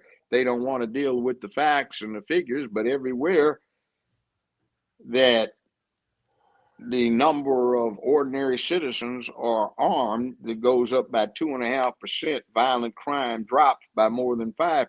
So what the hell is the problem? We've been with weapons ever since we've been on this planet. But Judge, what about when places like in California are afraid they have black citizens legally own and carry and bear arms? What do you say about that place like Los Angeles County, where they may have issues with black people? Los Angeles County is not a nice place when it comes to being black. Okay. I grew up there. I was working for UCLA. I was a grad student, and me and a couple of other brothers were on a mission to pick up some lab samples. We had to go out to Anaheim. Where we wanted to go, we found out was about 3 blocks from the Disneyland parking lot. Well, we were having a hard time finding the place, and this cop pulled us over. Gentlemen, seems to be a problem. Well, yes, officer, we kind of lost. What are you trying to find? So we told him, oh, well, the problem is it sounds like it's a street, but it's in an alley. And what you're looking for is that research lab. You're here to pick up samples, aren't you? Said, yes, sir. Said, well, gentlemen, if you go down here, go down there, you'll find it. And have a nice day, sir. He said, by the way, it's winter and it'll be dark in 20 minutes. If you aren't finished and I see you again, it's going to be nigger and not sir. Oh, wow. Get my drift? That was Disneyland. That's Mouse World. The rat. And that's typical of Los Angeles. Yeah. So I went back out there for the show, and the most racist job I've had in my adult life was working for Hollywood. I got it. They really, really hate straight black men out there. If you're gay, they love you. I gotta ask you this. I'm glad you brought that up. How you segued that. Judge Memphis have a show called the Memphis Family Matters Show. He has an openly gay song on the show, and he got a star on the Hollywood Walk of Fame, I believe, this year. To me, it's like they replaced you with him. Like he agreed to play ball. Well, they didn't, because his ratings are still at number 47, 46. But how they justify the number you 1? should have a Walk of Fame. Because I was standing for manhood, and well, I don't want to talk about the young brother. Well, he's young to me, but anyway, I was running the number 1 and number 2 syndicated show in the country. I was beating Oprah most weeks of the year, and we were in the same section. It was me, Judy, Oprah, and Dr. Phil, and I beat her the last 4 years, almost every damn week. So did you hear about superstar Joe Brown? No, they tried to do everything to keep my ratings down. Every time I started beating Judy, they started changing the rating schedules. Like right here in the Memphis area, they've got a duopoly for her, where there is a station that carries the CBS stuff, and then there is another station that carries CBS syndication. So what happens is if anybody records her and plays the tape back in 48 hours, she gets double the rating. So in Memphis, she gets 4 times the rating, but they refused to exercise that option for me, so I didn't beat her. So I got 1 time the rating, she got 4 times the ratings. So I still was beating her, and they didn't want to hear it. So I'm not surprised they gave that to Mathis. I mean, Yeah, I but think it's yeah, boring and insipid. I don't want to talk about him, but I can't I deal mean, with that gang banging shit at all. but Judge, like you said, you had one of the top shows in your arena, and to me, Not I my mean, you arena, not my arena.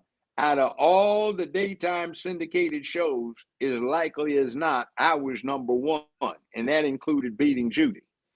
right, If you talked about syndicated shows, including Wheel of Fortune, it was Wheel of Fortune, Judge Judy, and Joe Brown running 1, 2, 3, or the ratings would change. So I'd be 1, she'd be 2, and they'd be 3.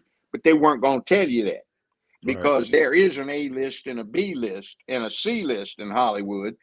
But the paparazzi doesn't put it together. They get the list from the studio. So mm-hmm, paparazzi after paparazzi would come up, try to flash me.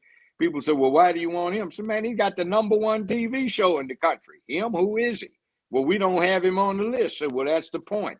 They're trying to down him because he's a man, a real man. And there were others. yeah, with the math that he definitely not a big. I mean, he's not. You got even the real life narrative of you, Judge. It's larger than life, and you got the charisma, and you got the gravitas. And I mean, I'm not knocking him for having a gay son, but I think it's interest that he got an openly gay it's son. not about it's not about making money. Mhm. Hollywood has a specific agenda to screw up the traditional family because too many of the lesbians who are out there think being married is a form of slavery. So I heard them plot this when I was still at UCLA back in the 60s.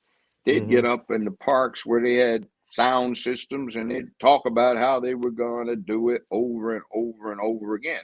And we ought to look at them because they did it well. They were successful and they've achieved uh, their aims well. And they've got the population thinking they're in the majority or at least half of the people when actually they're around 4.5% of the country's population. Some Mhm. places they don't even come up to 2%. So what happens is that you have a thing where at best 1/2% of the population is tranny, Mhm. 1% is lesbian, 1.5% is homosexual male. And the balance that can range from 2.5 to maybe 4.5%, depending upon where it is bisexual. And see, like I said, some of the gay crowd doesn't even like this because they say we aren't for the destruction of masculinity. We just have freak sex practices. Right. So the other thing, they don't like this hookup that LGBTQ, the cult, has with pedophilia. Mhm. And they don't like this thing where they let trannies recruit children with having them talked to by boys dressed up like girls, but not just any girls, dressed up like Bravo whorehouse madams looking like sluts. So that screws with the boys' image of femininity. But they realize that young human children, until they get 8, are most responsive to the female. So they listen to them and they get to talk to them hours a day, hours a week. and come into the classrooms, and the average kid is brought to church, synagogue, or mosque, or a temple by his mother in diapers, and he goes maybe once a week, if that. But these kids have to go 5 days a week and get exposed to this. So they're trying to set up a cult. And as I said, the cult doesn't have to qualify as a traditional religion. It can be a system of philosophy. So they are doing something that has not been done before. You can't fly a crescent and a star. You can't fly a cross. You can't fly a six-pointed star under the American flag, but you can fly a rainbow flag at a U.S. embassy or consulate that's bigger than the American flag above it, which, by the way, violates American law, but it's what they do. Now, that's their astute politics. They have a right to do what they do under the First Amendment, but the bottom line is we have a right under the separation of church and state is if you cannot teach a traditional religion, they have absolutely no business teaching a secular religion that amounts to the same thing. See, Buddha wasn't a god. He was a prince who was a good man, a wise philosopher, and he wandered around on foot trying to do good. Philosophy. Where is the God? Okay, Confucianism, the same thing. You have Hinduism, and they've got a whole Greco-Roman type pantheon with multiple gods. Chief of one got all those 6 arms that stands for different things. But they have that. And they're trying to put LGBTQ in there as a kind of Branch Davidian or Jim Jones, and they want people to drink the Kool-Aid. So what time is that? That's definitely something to think about. And shout out to Kara Dangerous Talk, a good friend of the show. Check out Kara Dangerous Talk. Judge, you've been on there a couple of times as well. Yeah, but hit the like button for this show. Judge putting out all this information, been very consistent when putting out the good information for the people. And Judge, I got to ask you about one of my favorite topics to talk to you about. OJ, man, we got to talk about the juice. Fred Goldman, the father of Ronald Goldman, so-called victim of OJ Simpson, even though he was found now guilty, alleges that OJ owes him $96 million. That's based on the interest from the Silver Court ruling that they awarded them or 33.4 million or something like that. But OJ, they can't touch his pension. Where he was getting like 25,000 a month from the NFL. You know what? What was going on? What was going on is allegedly Goldman, the deceased, used to hang around Nicole because she was known for her good drugs. Okay. She allegedly owed every big drug dealer in West Hollywood and Westwood and Bel Air a whole lot of money. And she was known for being down on the boys club on Santa Monica Boulevard. That's where the gay folk hang out, and giving away drugs. And she was what they call, the term they use is fag hag.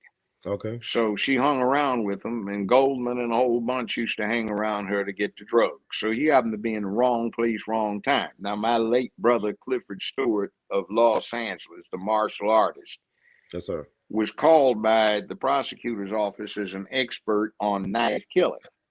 He looked at the evidence. He said, first off, there are 2 sets of footprints in this dried blood. OJ wears a size 12.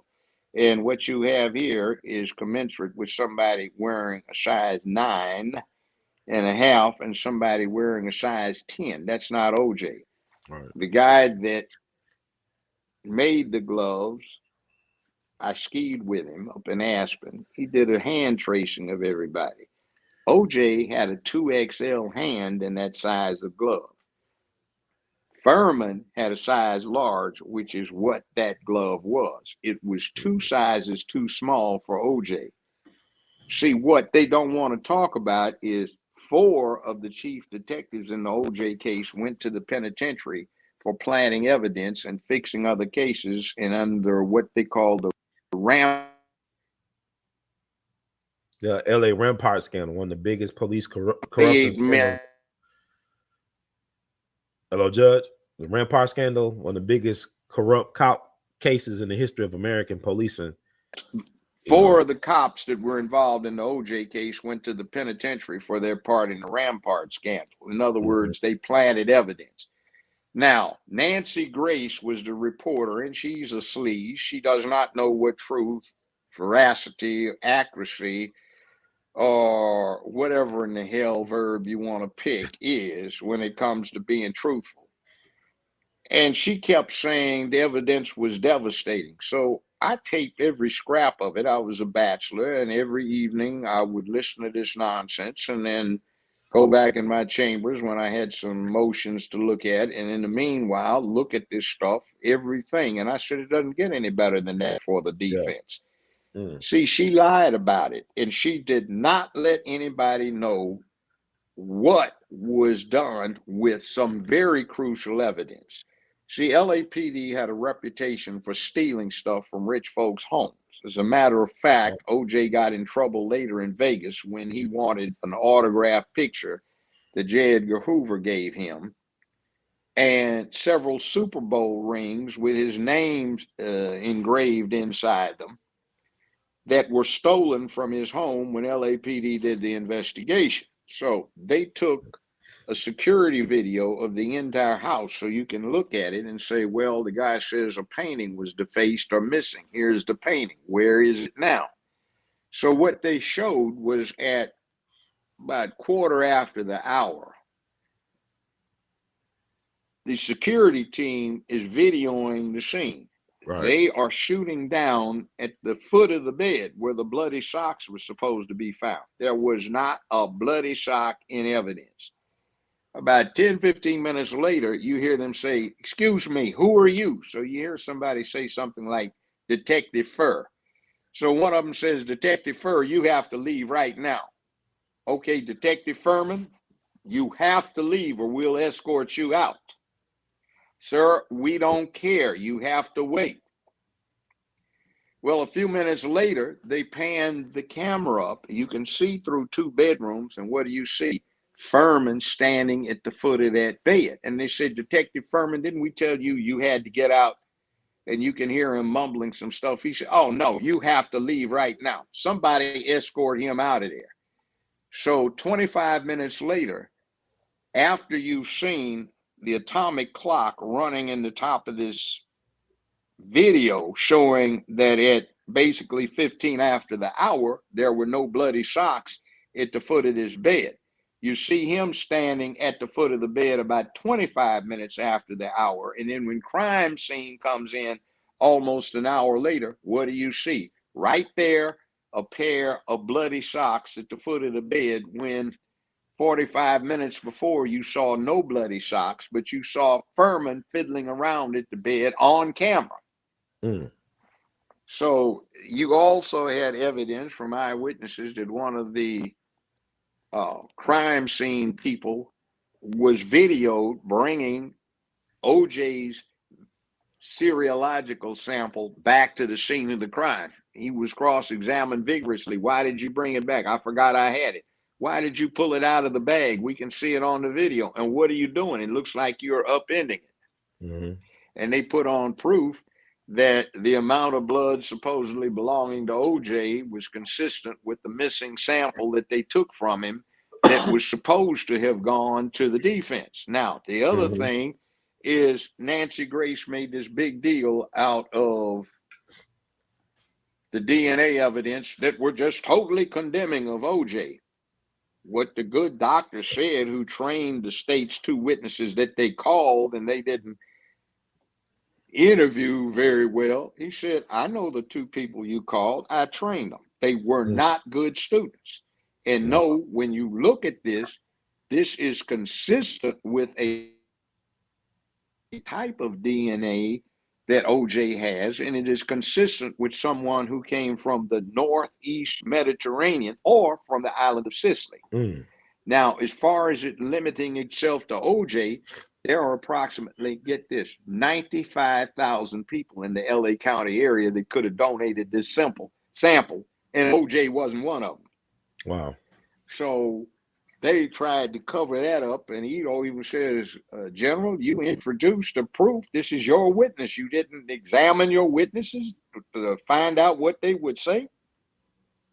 So, I mean, it wasn't anything for OJ. And the other point is I got to look at all of the evidence, courtesy of somebody I recruited to law school, who was the administrative judge for LA County. Oh, she's fine too, Lord gracious. Still is. Anyway, she let me see the pictures. OJ and Nicole, oh, not OJ, Nicole and Rod had their throats slit from ear to ear. And somebody reached in with a pair of pliers. You could see the plier marks on the tongue and pulled the tongue out of the slit throat. That's a Colombian necktie. The other thing is each of them was killed with the same stroke, not stab, stab, stab, but somebody who was left-handed, according to my friend and brother, stabbed them, a left-handed person, from the right side of the chest, going to the left and down, which severed the aorta and destroyed the two upper chambers of the heart. They were dead, one stab wound. And then when they stopped bleeding so profusely, the throat got slit and the Colombian tie came out. Now, Nancy Grace never said this, but they called a witness in the federal witness protection program, and his face was shaded and his voice was disguised, and he said, myself and then they blurred it out, we dated Nicole's two older sisters. So everybody thought Nicole was a junkie and didn't anybody care about her. They didn't know that it was OJ's ex-wife, so they killed her as a message to us to keep our mouth shut. Now guess where they came from? Sicily. Oh, they're Italian mob guys. Okay. Yeah. So remember, the blood sample where somebody nicked themselves came from somebody from either the northeast Mediterranean or from the island of Sicily. Max, this Joe, you think that he had something to do with that directly? The boyfriend that was testifying? Well, no, he was remote. He was in a federal witness protection program. So they had his face blacked out and a sound synthesizer so you couldn't recognize his voice. Now, the thing that got me is all this BS about ironclad case. Furman himself, according to independent witnesses, had been over to Nicole's house 10 to 12 times trying to date her. And OJ had caught her several times screwing somebody on the couch. And his reaction was not going into a rage. It was, look, the kids live here. Can't you find some fool that ain't broke so you can go to his house or to a motel room? And if you can't afford one, ask me. Just don't spend the money on drugs and go there. Right. See, the other point didn't make any sense. He just left a recital for his two daughters. So if he was going to kill Nicole, he would have been in a situation where he would have had to say, baby girl, go upstairs and tell your little sister that when she hears mama screaming, it's just daddy killing her. Doesn't make any sense. And he caught her multiple times, and he even had his ex-wife came on and said he never lifted a hand to me. And Marguerite, or a black woman. But Judge, even you look at that, it's the timeline. How was he able to clean up so well and make it that red-eye flight to Chicago without any bruises? Really? Well, I mean, it's a lot of blood. My friend said, photograph. well, here's what happened. My friend said, since he had done it professionally for unmentioned agencies, he said, doing that, you wouldn't have gotten on any airplane because it would be the middle of the day before you got the blood off. And what you would usually do was strip down, and strip down to your underwear so you didn't get your street clothes bloody and you could throw your drawers and t-shirt away. Even his Bronco, it was a lot of blood in the Bronco. It was not a lot of blood in the Bronco. No, it wasn't. No, it wasn't. Not one drop. They called that guy whose daddy started the impound lot and who ran it. He testified that they were curious and they went through the Bronco with a fine-tooth comb and a magnifying glass, and there was not one drop of blood in it. So they parked it in the specially restricted portion of their lot, which was not much bigger than the outline of the truck. The fence was 9 feet high with concertina wire at the top. There were 4 padlocks on it that they didn't have the keys to, only LAPD did. They went over that with a fine-tooth comb when they towed the vehicle in. There wasn't a drop of blood in it. 11 days later, when they were required to tow it to the crime lab, they said they saw blood all in it. And guess what? The experts testified the amount of blood that was in the Bronco was consistent with the missing sample that was supposed to have been given over to OJ's defense team for his own defense. Wow. So it's like all this stuff from some rookies who weren't very good at what they did. And Marcia Clark and Joe Darden were damn near incompetent. And if I recall, I used to lecture to a law class, and it was on how to try cases, practical legalisms. And I would always show tapes of that as how not to do it. So I talked to some judges who were in there and said it was the most incompetent thing they'd ever seen. And they were all of the agreement was there was plenty of probable cause for an indictment, except it wasn't OJ, it was Furman. Now, you know, it's interesting, Judge, that the restaurant where Nicole had her last meal in Brentwood, they razed it, they destroyed it. But from my understanding, it was an organized crime front for drug pushing and dealing. A lot of them waiters were involved in the drug trade. Cause, you know, Ronald Goldman's friend got killed at ATM. That's right before the verdict. He had I lived at a place called Empire West, which was in West Hollywood. It was a 14-story condo building. Mm-hmm. I had a 4,500 square foot condo in that place, luxury. Yeah.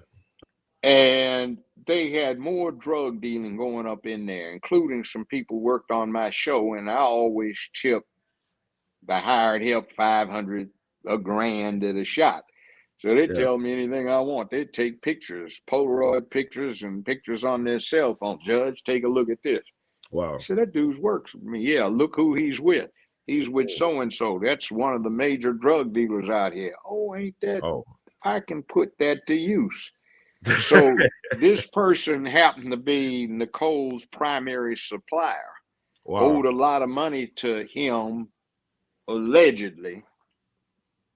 And there were some old retired white gangsters that lived off in there, and they'd break it down. Yeah. And it's an interesting thing situationally. You got to look at what's really going on. It's like all this criminality, and you know, prove them selling drugs where they live. You think, what is this? There's no damn wonder such atrocities happen. Mm. OJ, good God, we want a lot of money off of him. What they trying to put this shit on him? They know he didn't do it. They trying to cover their own ass. Wow.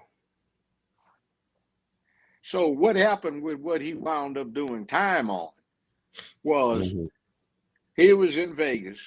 Certain people, a mythical organization, were grateful that he made so much money. They didn't know he was still in love with Nicole. So they agreed to provide security services. So they went to this flea market. And what's there but this 11 by 14 autograph picture to him from J. Edgar Hoover. 4 Super Bowl rings, a certificate of this, some other stuff, all-star stuff as an NFL pro and in college. All this memorabilia he had already reported as stolen, and there it is. So he and 4 other guys go back, and a 5th person joins them. And the 4 guys from the organization think this 5th guy is with OJ. OJ thinks this 5th guy is with the organization, and nobody knows it. He tipped everything off, and when they vamped, he was the one with the gun and tried to put it on everybody like they didn't even know what his name was. Right.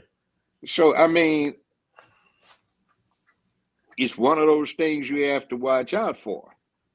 So witness after witness testified, oh yeah, OJ caught her all the time. He just said, will you stop screwing where the children can catch you? If you need money to get a motel room because these fools are too broke, just ask me. Don't spend it on drugs. Yeah, I heard that 911 call, one of them anyway, where he was trying to be reasonable with Nicole. Like, why are you bringing strangers around my children in our home? You know, like you said, get a hotel, I'll pay for it. Come in, allegedly Marcus Allen was screwing Nicole and was riding the OJ car. He didn't kill Marcus Allen.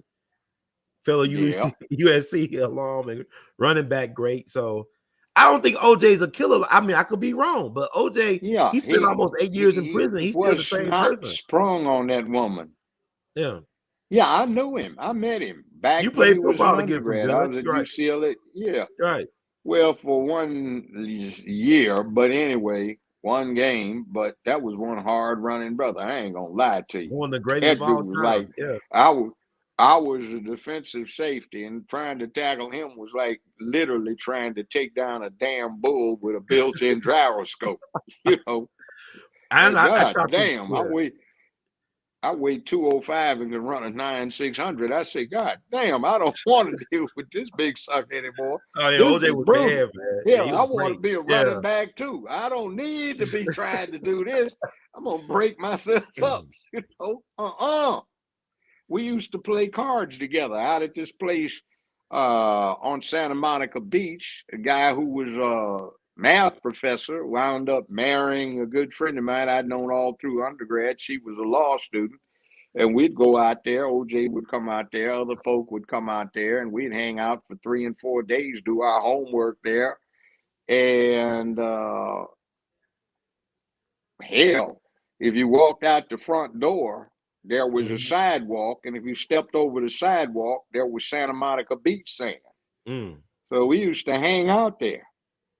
Wow. And OJ was a nice guy. He wasn't violent. Football players tend to get that out of their systems. They don't run around, you know, with this built up aggression, because what they do is every time they're on the field, they hit somebody and they get it out of them. They tend to be peaceful people when they're not on the field. Yeah, OJ, he don't strike because I met guys who played football with OJ. I mean, one guy, Curtis McClinton, he scored the first touchdown for the AFL in the Super Bowl, in the first Super Bowl. He's a Kansas City Chief great. And he told me we didn't really bother OJ. OJ was cool. I mean, he wasn't active. Like, he was working with Jim Brown and stuff, but the economic stuff, Curtis McClinton was.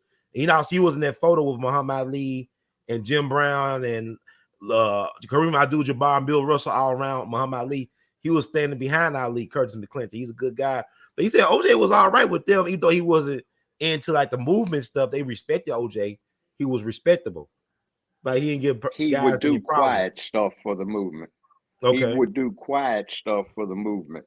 You could always count on him to be there one way or the other, but he didn't make it obvious. But you could always count But he on him didn't to stand in get the way either, right? He information. didn't stand in the way of stuff either, right? He was always a willing participant.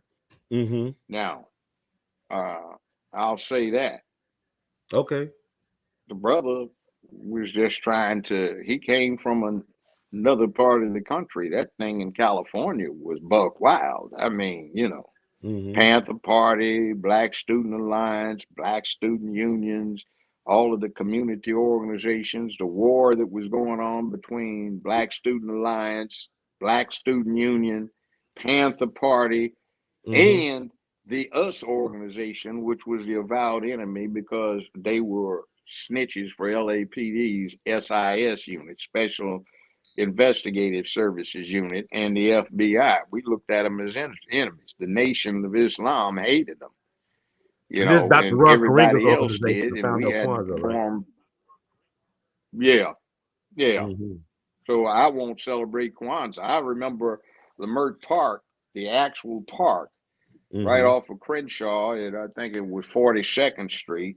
Right.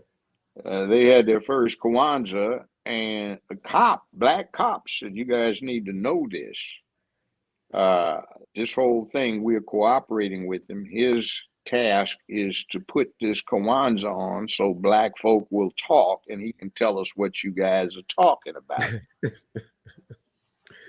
Oh, man. So I remember we used to say stuff in the presence of him or his stooges, and within 2 weeks, 6 days, 5 days, the FBI would be hauling you to downtown LA to interrogate you about what you said. Right. I don't have crap to say. I take the Fifth Amendment. Well, we're not trying to prosecute you. I don't know if you're telling the truth or not. I'd like to talk with counsel if you want to keep this up. We were smart. We investigated the law, and I wasn't in law school yet. It was still an undergrad. This was in 67 and 68, 69. So a lot of stuff was going on, which, by the way, this thing they've got now about critical race theory. Yeah. my former roommate sent me a copy of it and a copy of something else. He said, read the second one first. I said, yeah, this is the one you, me, and about 5 other guys and 3 black professors put together in 1967 to get a black studies program authorized. And she said, I figured you would remember it. He said, read this one. And he sent me Professor Crenshaw's critical race theory. It was almost identical, word for word, except there had been some crucial things changed, which was supposed to make everybody feel, oh, we've been set aside on so badly. They've treated the black man so bad, white supremacy. It wasn't a call for action or an instruction plan, a study of history so you could learn its lessons and avoid repeating them, and do what was indicated to get success with your endeavor of getting free. But it's changed into a sop tale where, man, well, you can try, man. I'm gonna sit on the couch, smoke a blunt, man, and play my vid games because it ain't no use, man. I said, well, I'll be damned. She's trying to be a tenured professor, so it's publish or perish, allegedly, from what I was looking at. But it looked just like what we submitted in 1967. So go figure. So we see all of this hoop-de-wop about critical race theory when it's not critical because it pushes a point and it isn't even a critical analysis of the points. People need to read what the hell they're pushing before they push it. I'll go. That's a good segue. Cause I want to ask you something, but before I get to that, I want to ask you, like the OJ, the thing with Fred Goldman, how would you resolve that? Can that be resolved? I mean, do OJ need to pay anything at this point? Going on almost 30 years. Well, what part of it was punitive damages? That's a great question. If it all wasn't the punitive damages, he can bankrupt it. And also there's statute of latches, not statute, but the equitable principle of latches, which would stop anybody from still going forward. It's been 30 some years. That's about, I mean, it's coming there. It's almost 30 years. Yes, sir. They framed the man.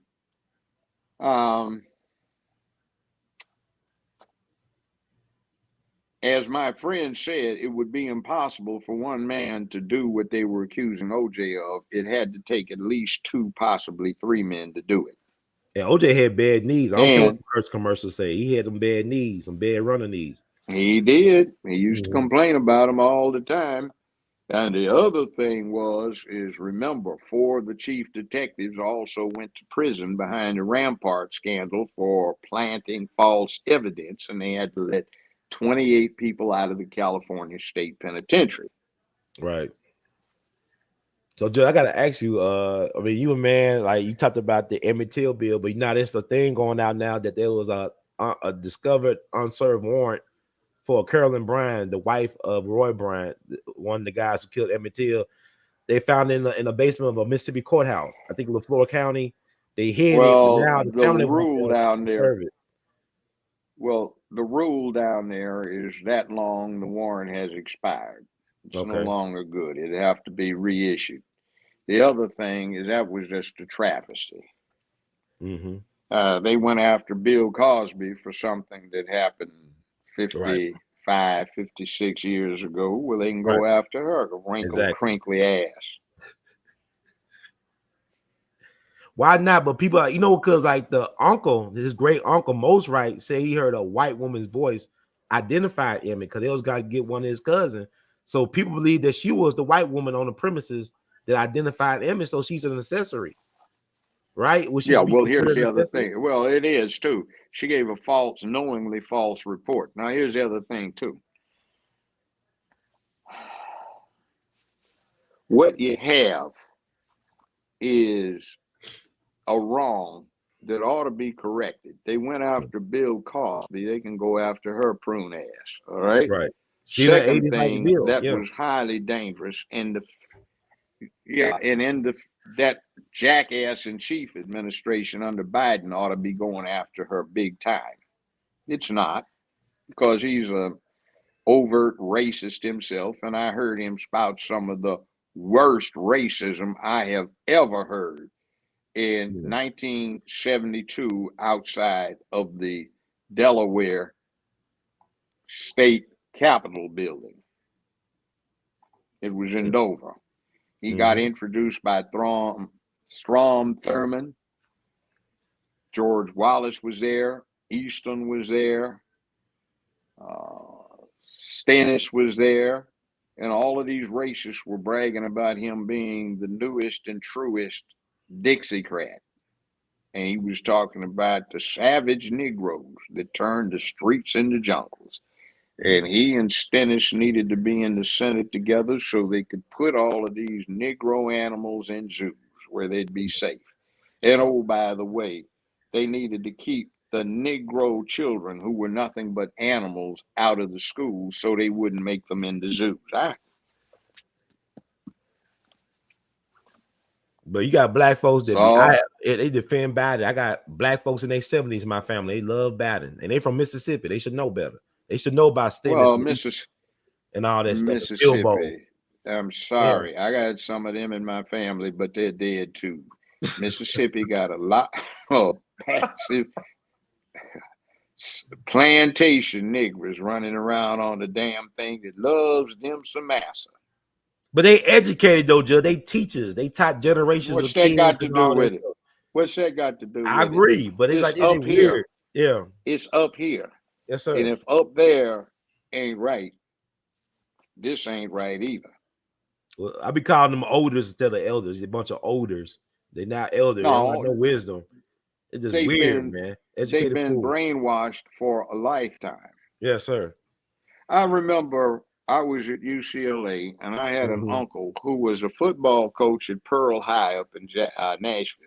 Yes, and also the basketball coach. And he had a whole bunch of undefeated teams over the years. He embarrassed the hell out of me. We were out at UCLA. And up on the side of the hill was Wilt Chamberlain's mansion. Lord have mercy. You mean that's a colored man's house? That is big as a government building. You mean they let a Negro live in something like that? Yeah. Uncle, what's the matter with you? Well, fortunately, he was uncle by marriage. There was no blood relationship. Oh, my God. There's so there were these things. Yeah, like, would you stop that? People are watching. Yeah, but look at that house. There's a colored man living up in there. Uncle is black now. Black? Yeah, black. Not Negro? No, it's not Negro. Please don't say that. Oh my God. I won't be able to look at anybody in the face come Monday. You know? But he helped shape the lives of young men, help them become men. I mean, like, like the sports teams and stuff. So he has some positive attributes, right? He wouldn't create no scary Negroes, I hope.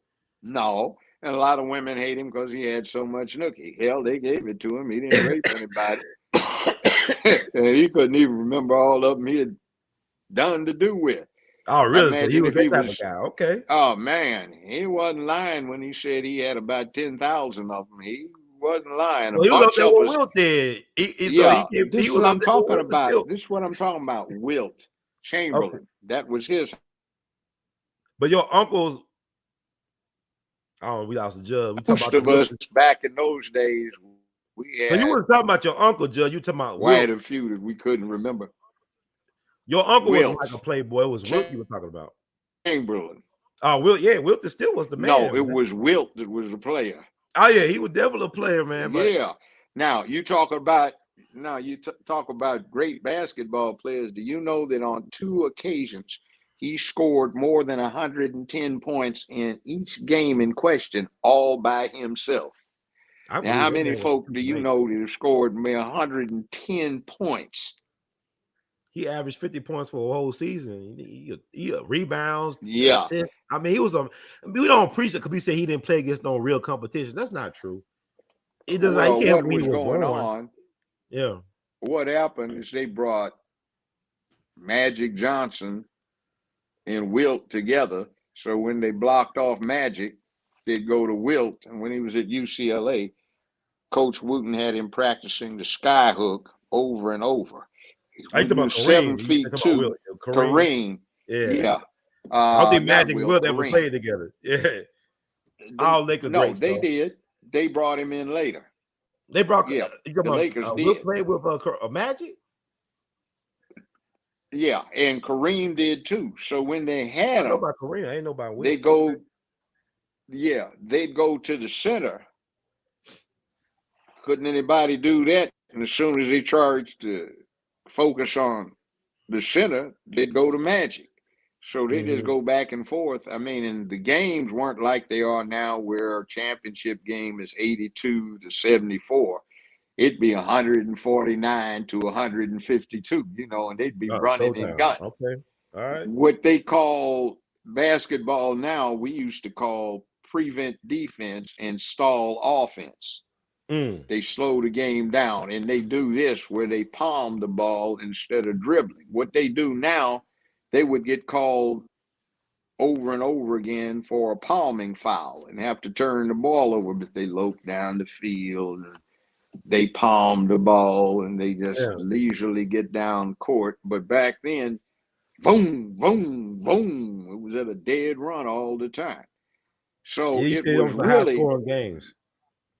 yeah, it was really Magic and Kareem that became the magic number.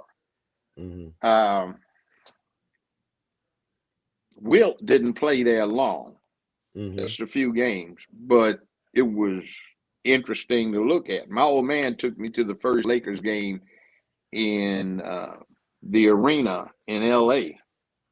when the Lakers had just formed, when the Lakers had just gotten there before they wound up going out to Inglewood. So I saw their fourth game in L.A. I was there. He was a basketball fan. Very interesting. Bob Cousy with the Celtics, white boy that was badass. He sure could jump. They had oh man, they had some basketball playing then. And we used to have the frat games out at Cal State LA where the frats would have 8 weeks worth of basketball playing against each other, man. And they had Lakers and Celtics and, all of the NBA teams, and they'd be out there with their frat colors on, and the scores would be 196 to 184, 212. They're talking about dunking balls and 35-footers on a routine basis. I mean, it was like, wow, basketball. So what do you think about the game now? And it was fun watching it. I mean, because like the 3-point line wasn't invented really back. I don't know. It's kind of like a recent invention. So those games were high scoring back then, even out 3-pointers. Yeah, they ran a lot. They didn't amble down the court. They spread it. And remember, Wilt scored over 110 twice without benefit of the 3-point line. Which, some interesting basketball. That was Wilt. And it was interesting. Then Kareem came in there and he played with Magic, and they were just unstoppable. I mean, there was no way to shut them down, and the Lakers just kicked behind.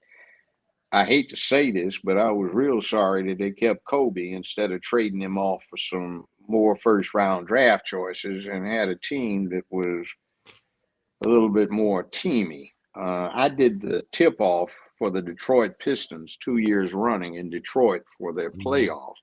And they said, the Lakers have more talent than we do, but we can usually beat them because they're not a team. They've got Kobe in there who's always trying to hog the ball and apparently won't show up for practice. So, it's like when you play the Lakers, there's an enormous amount of talent, but it's kind of like a real basketball playing team playing a playground pickup team.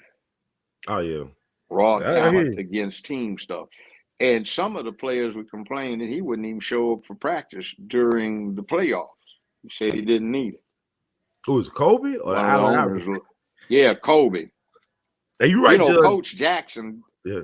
Coach Jackson just quit one year, and they had to double his salary to bring him back the year following. He just said, "I'm not going to put up with that for what they're paying me." Yeah, you were right when the Lakers first came to to Los Angeles. They played the Los Angeles Memorial Sports Arena before the Forum in Inglewood. So you first saw them at the arena when they first got there, right? Mm-hmm. Mm. Well, okay, so you said they should have went with See, Shaq, though. black people support. Yeah, they should have kept Shaq, and that would have been in the dream team, and that would have been a much better foundation for future basketball. No, it's like this: prevent defense and stall offense. That's what they play now. Mm-hmm. When the Lakers had Magic and Kareem, it was run and gun. And if you ever watch UCLA, you could see what they did. And black people always had a special feeling for the Lakers because they were the first NBA team to hire a black man. His name was Don Barksdale. And interestingly enough, Don Barksdale never played basketball. He was a wide receiver for an All-American UCLA football team, and he ran the 440 and the high hurdles. Wow. The quarterback was named Kenny Washington. He was the first one who was black to play in the NFL. He played for the Cleveland Rams. They had him as a pitching running back, and he threw the longest pass ever thrown in organized football. Wow. They gave him credit for 98 yards in the air. Wow. That's crazy. UCLA recovered the ball on their 5-yard line, and he backed up and he threw the ball after drifting over from the 2-yard line, and Don Barksdale caught it 1 yard into the end zone. It wasn't a 100-yard pass play. It went 98 yards in the air. Old Ram, who was a professor, his name was Deacon Dan Towler. He showed me a film clip, and that boy threw that ball, and it went up. I said, God damn, this dude, you know, he got an artillery piece. And then Jackie Robinson, the baseball player, was on UCLA's backfield. He was a running back, and he didn't play baseball. He ran track. He held the American record for the 220-yard dash, the 100-yard dash, and he ran the record final leg on the 4-man medley 440 relay, the fastest ever. Wow. So they had 2 track players who didn't play the sport that they wound up getting famous for, and one who did. And because black folk could not be quarterbacks back then, they called him the tailback. So to this day, the UCLA quarterback is known as the tailback. Okay. Wow. So black folk love the Lakers because Don Barksdale was the first brother to play in the NBA. They hired Kenny Washington to play for the Rams, and in the next year, they hired a guy, Willie Strode, who became the actor. And then a year later, they hired the first 2 brothers out of Grambling, Deacon Dan Towler and Tank Younger. Okay. Now, I met Deacon Dan Towler. He was a professor at Cal State, L.A., and I dated his secretary. Lord, that woman was fine. Oh, Lord, she was fine. And I said, sir, you were a halfback. How big were you? He said, I was 6'5" and I weighed 255. I said, you were a halfback? He said, yeah, I played defensive end. No, I played defensive tackle on defense. I said, well, what? He said, well, you should have seen Tank Younger. Tank Younger was 6'5" and weighed 290 goddamn pounds, and he was the fullback. He was also the defensive end. Wow. He said, we kicked more butt. And in those days, we made them change the rules, because if you could get back up after you got tackled before the whistle blew, you could keep running. He said, we just wrecked so many people. And they said, once that big dark boy is down, he down. Wow. And they didn't play football like they do now. He showed me a film, and he wound up pitching to Kenny Washington, but he got the ball handed off to Tank Younger, who handed off to Kenny Washington, who passed it out to him on an overhand lateral. Deacon Dan Towler passed it back. to Kenny Washington, who threw a 60-some goddamn yard pass for a touchdown. Like a video game, man. In a pro It's game. unreal. Yeah, I said, Yeah, God damn, yeah. man, y'all play some ball. Nah, He said Kenny they didn't have Washington, all he'll these become like rules an like they do LAPD. now. Was he LAPD later on, Kenny Washington? No, he was a professor. His Kenny professor. Washington? No, he wasn't a cop. He was a football player, and then he became a scholar. It was Tank Younger who wound up being a professor, and Deacon Dan Towler who became a professor. Now, they also had a Deacon Jones that played 30 years later on the Fearsome Foursome front four for the Rams. So, I mean, it was interesting. Yeah, I remember Woody Strode from the movies. I think Spartacus and stuff like that. Yeah, he became an actor. So I ain't that gonna hold brother you. was bad news. Yeah. Ooh, he was bad news. And can you see tackling somebody that's the fullback when they had leather helmets on and he was 6'5" and 270? Okay. Hey, wait a minute. He ran a 800-yard dash with his big behind. Can you see trying to take somebody like that down? I ain't trying to mess with that, though. I know I ain't no fool. They ended a lot of racism in the NFL because he say, "Let me have the ball. I want him." It's like, dude, no, talk about, I apologize. Humbly, I meant no harm. It was something that jumped out of the past. I did not know what I was doing. So who is this, right? This is a Tank Younger, or who's this? This is Tank Younger. Okay. He was the fullback and the defensive tackle he was fullback and defensive end for the Rams. They had to go both ways. Yes, sir. And Deacon Dan Towler was Deacon Dan Towler was the running back and the defensive end. And Tank Younger was the defensive end and the fullback. Oh, okay. And Kenny Washington was a running back who also filled in as quarterback, and he was the passing halfback. So everybody in the backfield could throw a pass. So you might have a halfback on one play throwing a pass, fullback on the next, quarterback on the next one, quarterback again, first down. Then you get the running back is throwing a 25, 30-yard pass. I mean, they did some football playing, Doc. Whoa. Yeah, it sounded like that was fun.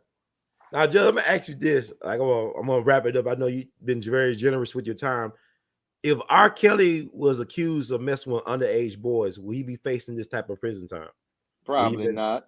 You say probably not. I don't know. I've been thinking about it. If it were boys, I think about Joe Paterno, the football coach guy at Penn State. They've been knowing about what his assistant coach been doing for years. He covered it up. Now, when I was in high school, we had this phrase, "Hey man, be careful. 17 will get you 20." Yeah, I believe that, no doubt. 17 years old, you get 20 years. It ain't like they haven't done it before. And, I still say he's got a long way to go to explain Aaliyah. I mean, but you think the thing about Aaliyah is I believe that her family got her tied in with R. Kelly because her uncle was married to I accept that. All of them needed to go to jail. All needed you know to what I'm go saying? to jail. If it's a conspiracy, except they got a problem. The victim's dead, so they have no way of proving the case. Yeah, but I think not the only one, but a lot of people need to go to jail. Hollywood's pretty polluted with corruption. I mean, come on now. Clean your act up. But it's like, I'm personally against anybody screwing over a child. I mean, I had so many cases where, ma'am, let the court get this straight. You know, this guy was 27 years old and you letting him sleep with your 13-year-old daughter because your friend girls told you were crazy because she wasn't knocked up so you could get an extra check in the kitty in your home. What's wrong with you? Take her into custody, no bond set, as aiding and abetting. Yeah, but Judge, I knew junior high girls when I was in junior high. They were dating guys in their 20s and 30s. Their family was okay with it. Yeah, but it Even in doesn't high make it school, legal. guys are older It dating girls. doesn't make it legal, Mm. nor does it make it right. If I you're that agree. old, get yourself a grown woman. Quit fooling around with children. Let me ask you this before I go. I gotta get. I know we touched on Roe v. Wade, but I just want to get your take on Clarence Thomas and his legacy. I mean, he's so vocal right now. He's very vocal about the Roe v. Wade. Okay, Clarence Thomas. Clarence Thomas is an interesting character. Mm-hmm. They accepted me to Yale Law School before they did him. I Okay. didn't want to go. When they got me back there were 5 feet of snow on the ground. I said, "You, man, I'm staying with those pretty girls in Hollywood at That's right. UCLA." Uh-huh. And let's just put it this way: one, after his first year, the word we got, since we kept up with everybody, was that he didn't make it. So one professor sent him on this mission to badmouth affirmative action for the whole summer. And after he'd done a lot of damage, the professor said, "Oh, I made a mistake." He got a better grade than I recorded, so he stayed in. So every summer after that, he tried to undercut affirmative action. So when Ronald Reagan, St. Ron, the Reagan, wanted to kill EEOC, they got this guy who wasn't even 30 years old, who had no trial experience, no administrative experience, hated himself. They put him in charge of EEOC to destroy the place. He did such a good job that they wound up giving him a judgeship on the 10th Circuit Court of Appeals, and then they came around and later upped him to Supreme Court. Mm-hmm. Now, some of the people who gave him a pass for 10th Circuit Court of Appeals said, "Well, what the hell? He can't do too much damage." But when they got to talking about Supreme Court, Anita Hill, she told me in D.C. one time, we were at a function, she said, "I just couldn't let that pass." And what she told me was very consistent with what the Black Student Alliance, particularly boss of Black Law Student Association folk, we found out about him bad mouthing affirmative action because they excused some stuff that he failed in. That's the Okay. word we got. So their allegations, I can't swear to it, but we had a pretty good information source. So they've got a guy on the U.S. Supreme Court who's never tried a case as a lawyer. Mm. They have several that way. And that's one of the problems with them. They don't know people law. Now, I think he partially redeemed himself with this Second Amendment decision, which I applaud. Yeah. As I said, right before I got on, I was trying to get this thing hooked up. And I was looking at this Brazilian thing where they loosened up gun possession and acquisition so practically anybody could acquire and carry a firearm concealed. And they noted the huge drop in violent crime, rapes, robberies, assaults, killings, you name it, burglaries. And they directly attributed that to these people armed, and it made the criminals scared to commit crimes. Now, we need to understand that right here, but we have some that are afraid to be men, and they're scared, and they think somebody else is supposed to think more of their miserable lives than they do, so somebody would be out willing to die for them. Right. I don't buy that. It is what it is. So masculinity is the human control factor over our violent tendencies as the apex predator on the planet. Mm. You get rid of that, you have a problem. In Memphis, the areas where there are the greatest numbers of legally carrying citizens are the areas with the lowest rates of crime in Memphis, Shelby County. That's for the whole state of Tennessee. But nobody But wants to hear that because they've got yeah. fails. Well, you got, I heard these so-called black woke activists in Memphis. They talking about everything is the gun. I said, you could use anything as a weapon. You could use a plastic fork as a weapon. A car could be used as a weapon. I don't think the gun is the issue. I think No, it's not. mental health. You'll stay your mental Yeah. health. That's the And it's issue. also character. Are you a Yeah. real man or are you one of these shams? Like Right. in Switzerland, every able-bodied male between 15 and 56 has to have a military machine gun in his home, Oh wow. X That's number of Switzerland. 100 rounds of ammunition, 4 hand grenades, 2 concussion and 2 fragments, and a 9mm military pistol. And they Wow. have to have it at all times and practice regularly. They don't kill each other. You said Switzerland got that? Zero crime. Yeah, that's Zero? Switzerland.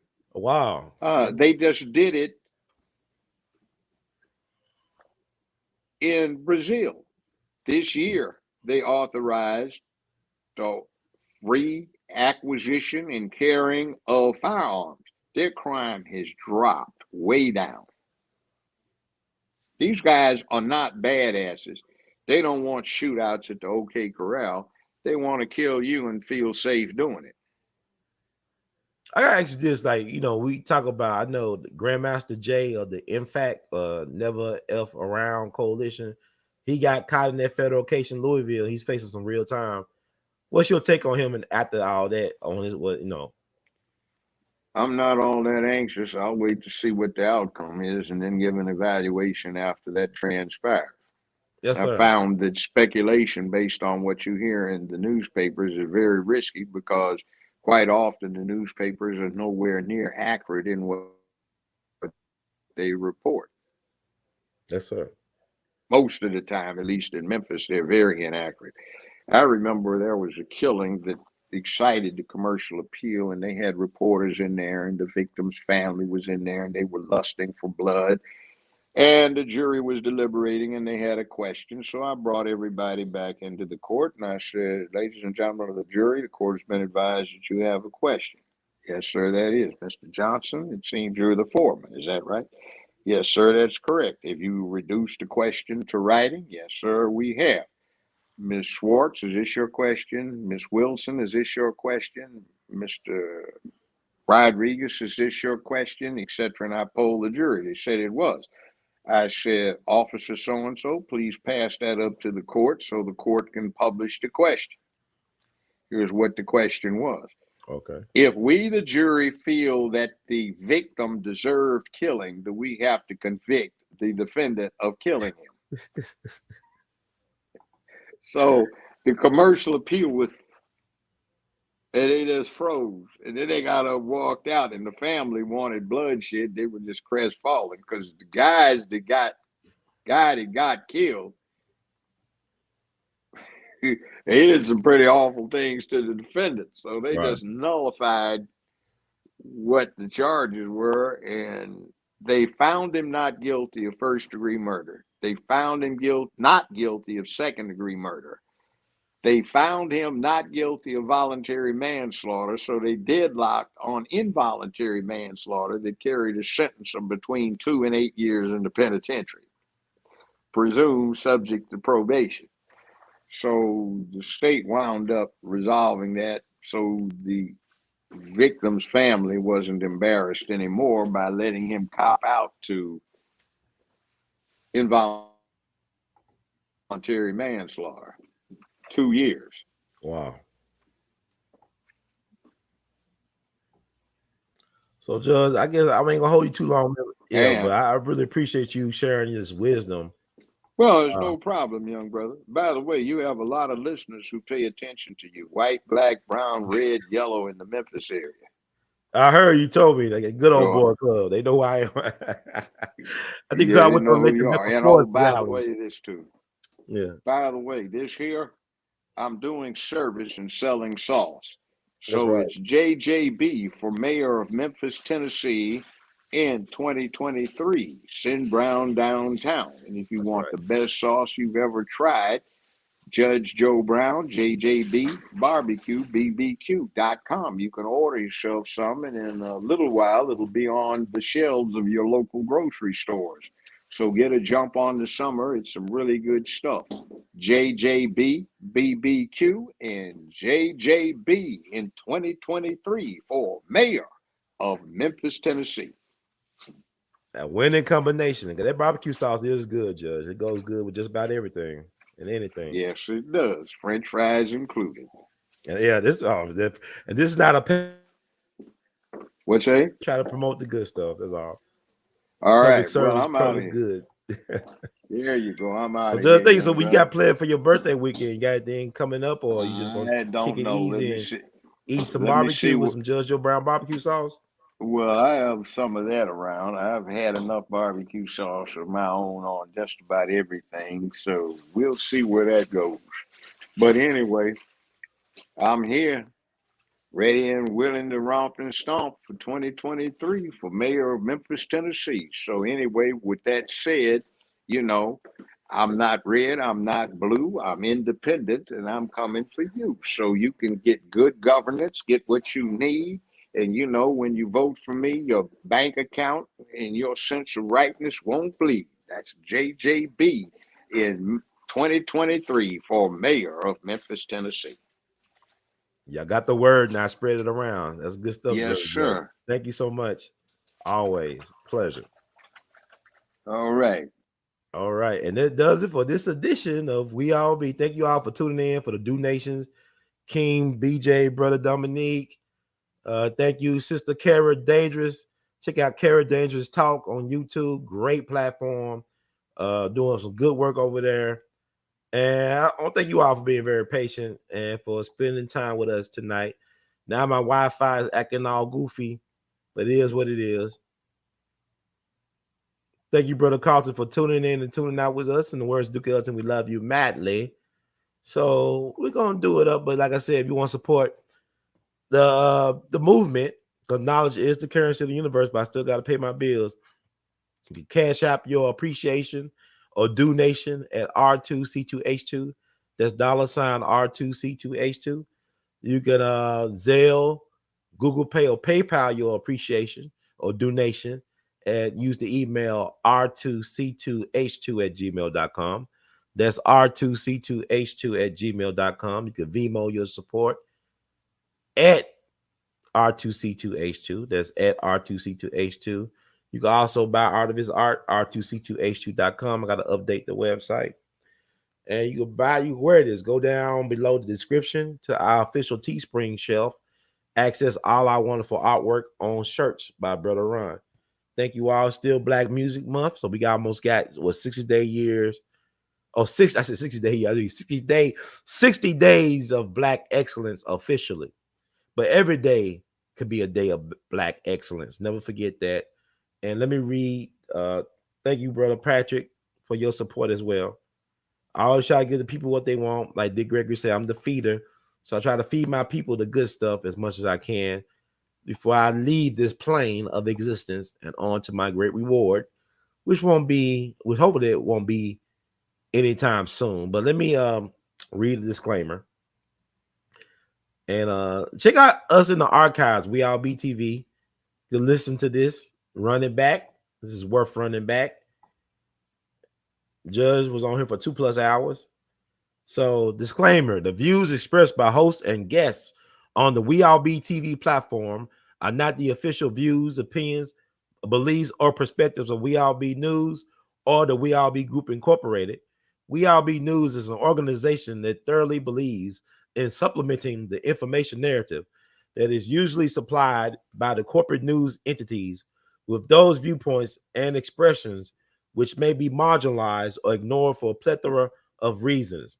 We are about informing the general public on alternative perspectives as it relates to news and information, and letting the general public be the ultimate judge in deciding on how to use said information. Informed citizens are responsible citizens. Excuse me. Thank you for your support. Thank you all once again. Words of great Duke Ellington. We love you madly. In the words of Brother Ron, keep on producing and pushing. See how it works? One love. Oh, somebody asked me. That's a good question. I don't know when I'm gonna have Dr. Short on again, but be on the lookout because Dr. Short actually be on Brother Dewan B show. That's a great platform. Brother Dewan doing his thing. Dr. Short, his own like interpretation on current events. Very much enjoy his take. I mean, Brother Dewan take on things as well as Dr. Randy Short.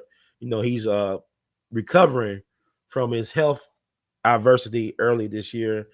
And he's in good spirits and good health. So hopefully we can honor that, but support the platform so we can do these type of shows and give a lot of in-depth conversation and add a lot of sauce to the conversation with some substance. Thank y'all so much. Y'all in here, we all be in it to win it. That's the wrong platform. That's Real Black, man. I don't know what he's doing over there. I know he was playing some Tupac greatest hits, I think, the other day, but I don't know what's going on with Real Black. But you can check him out. Shout out to Mike Dennis. That's the Real Black platform. But we will be doing a Dick Gregory special very soon. I might release some unheard of Dick Gregory. Thank you, Brother Byron. We love you madly. Thank you for supporting. And I'm out here, folks. One love. Enjoy yourself. Love thyself. And to thy own self be true. One love.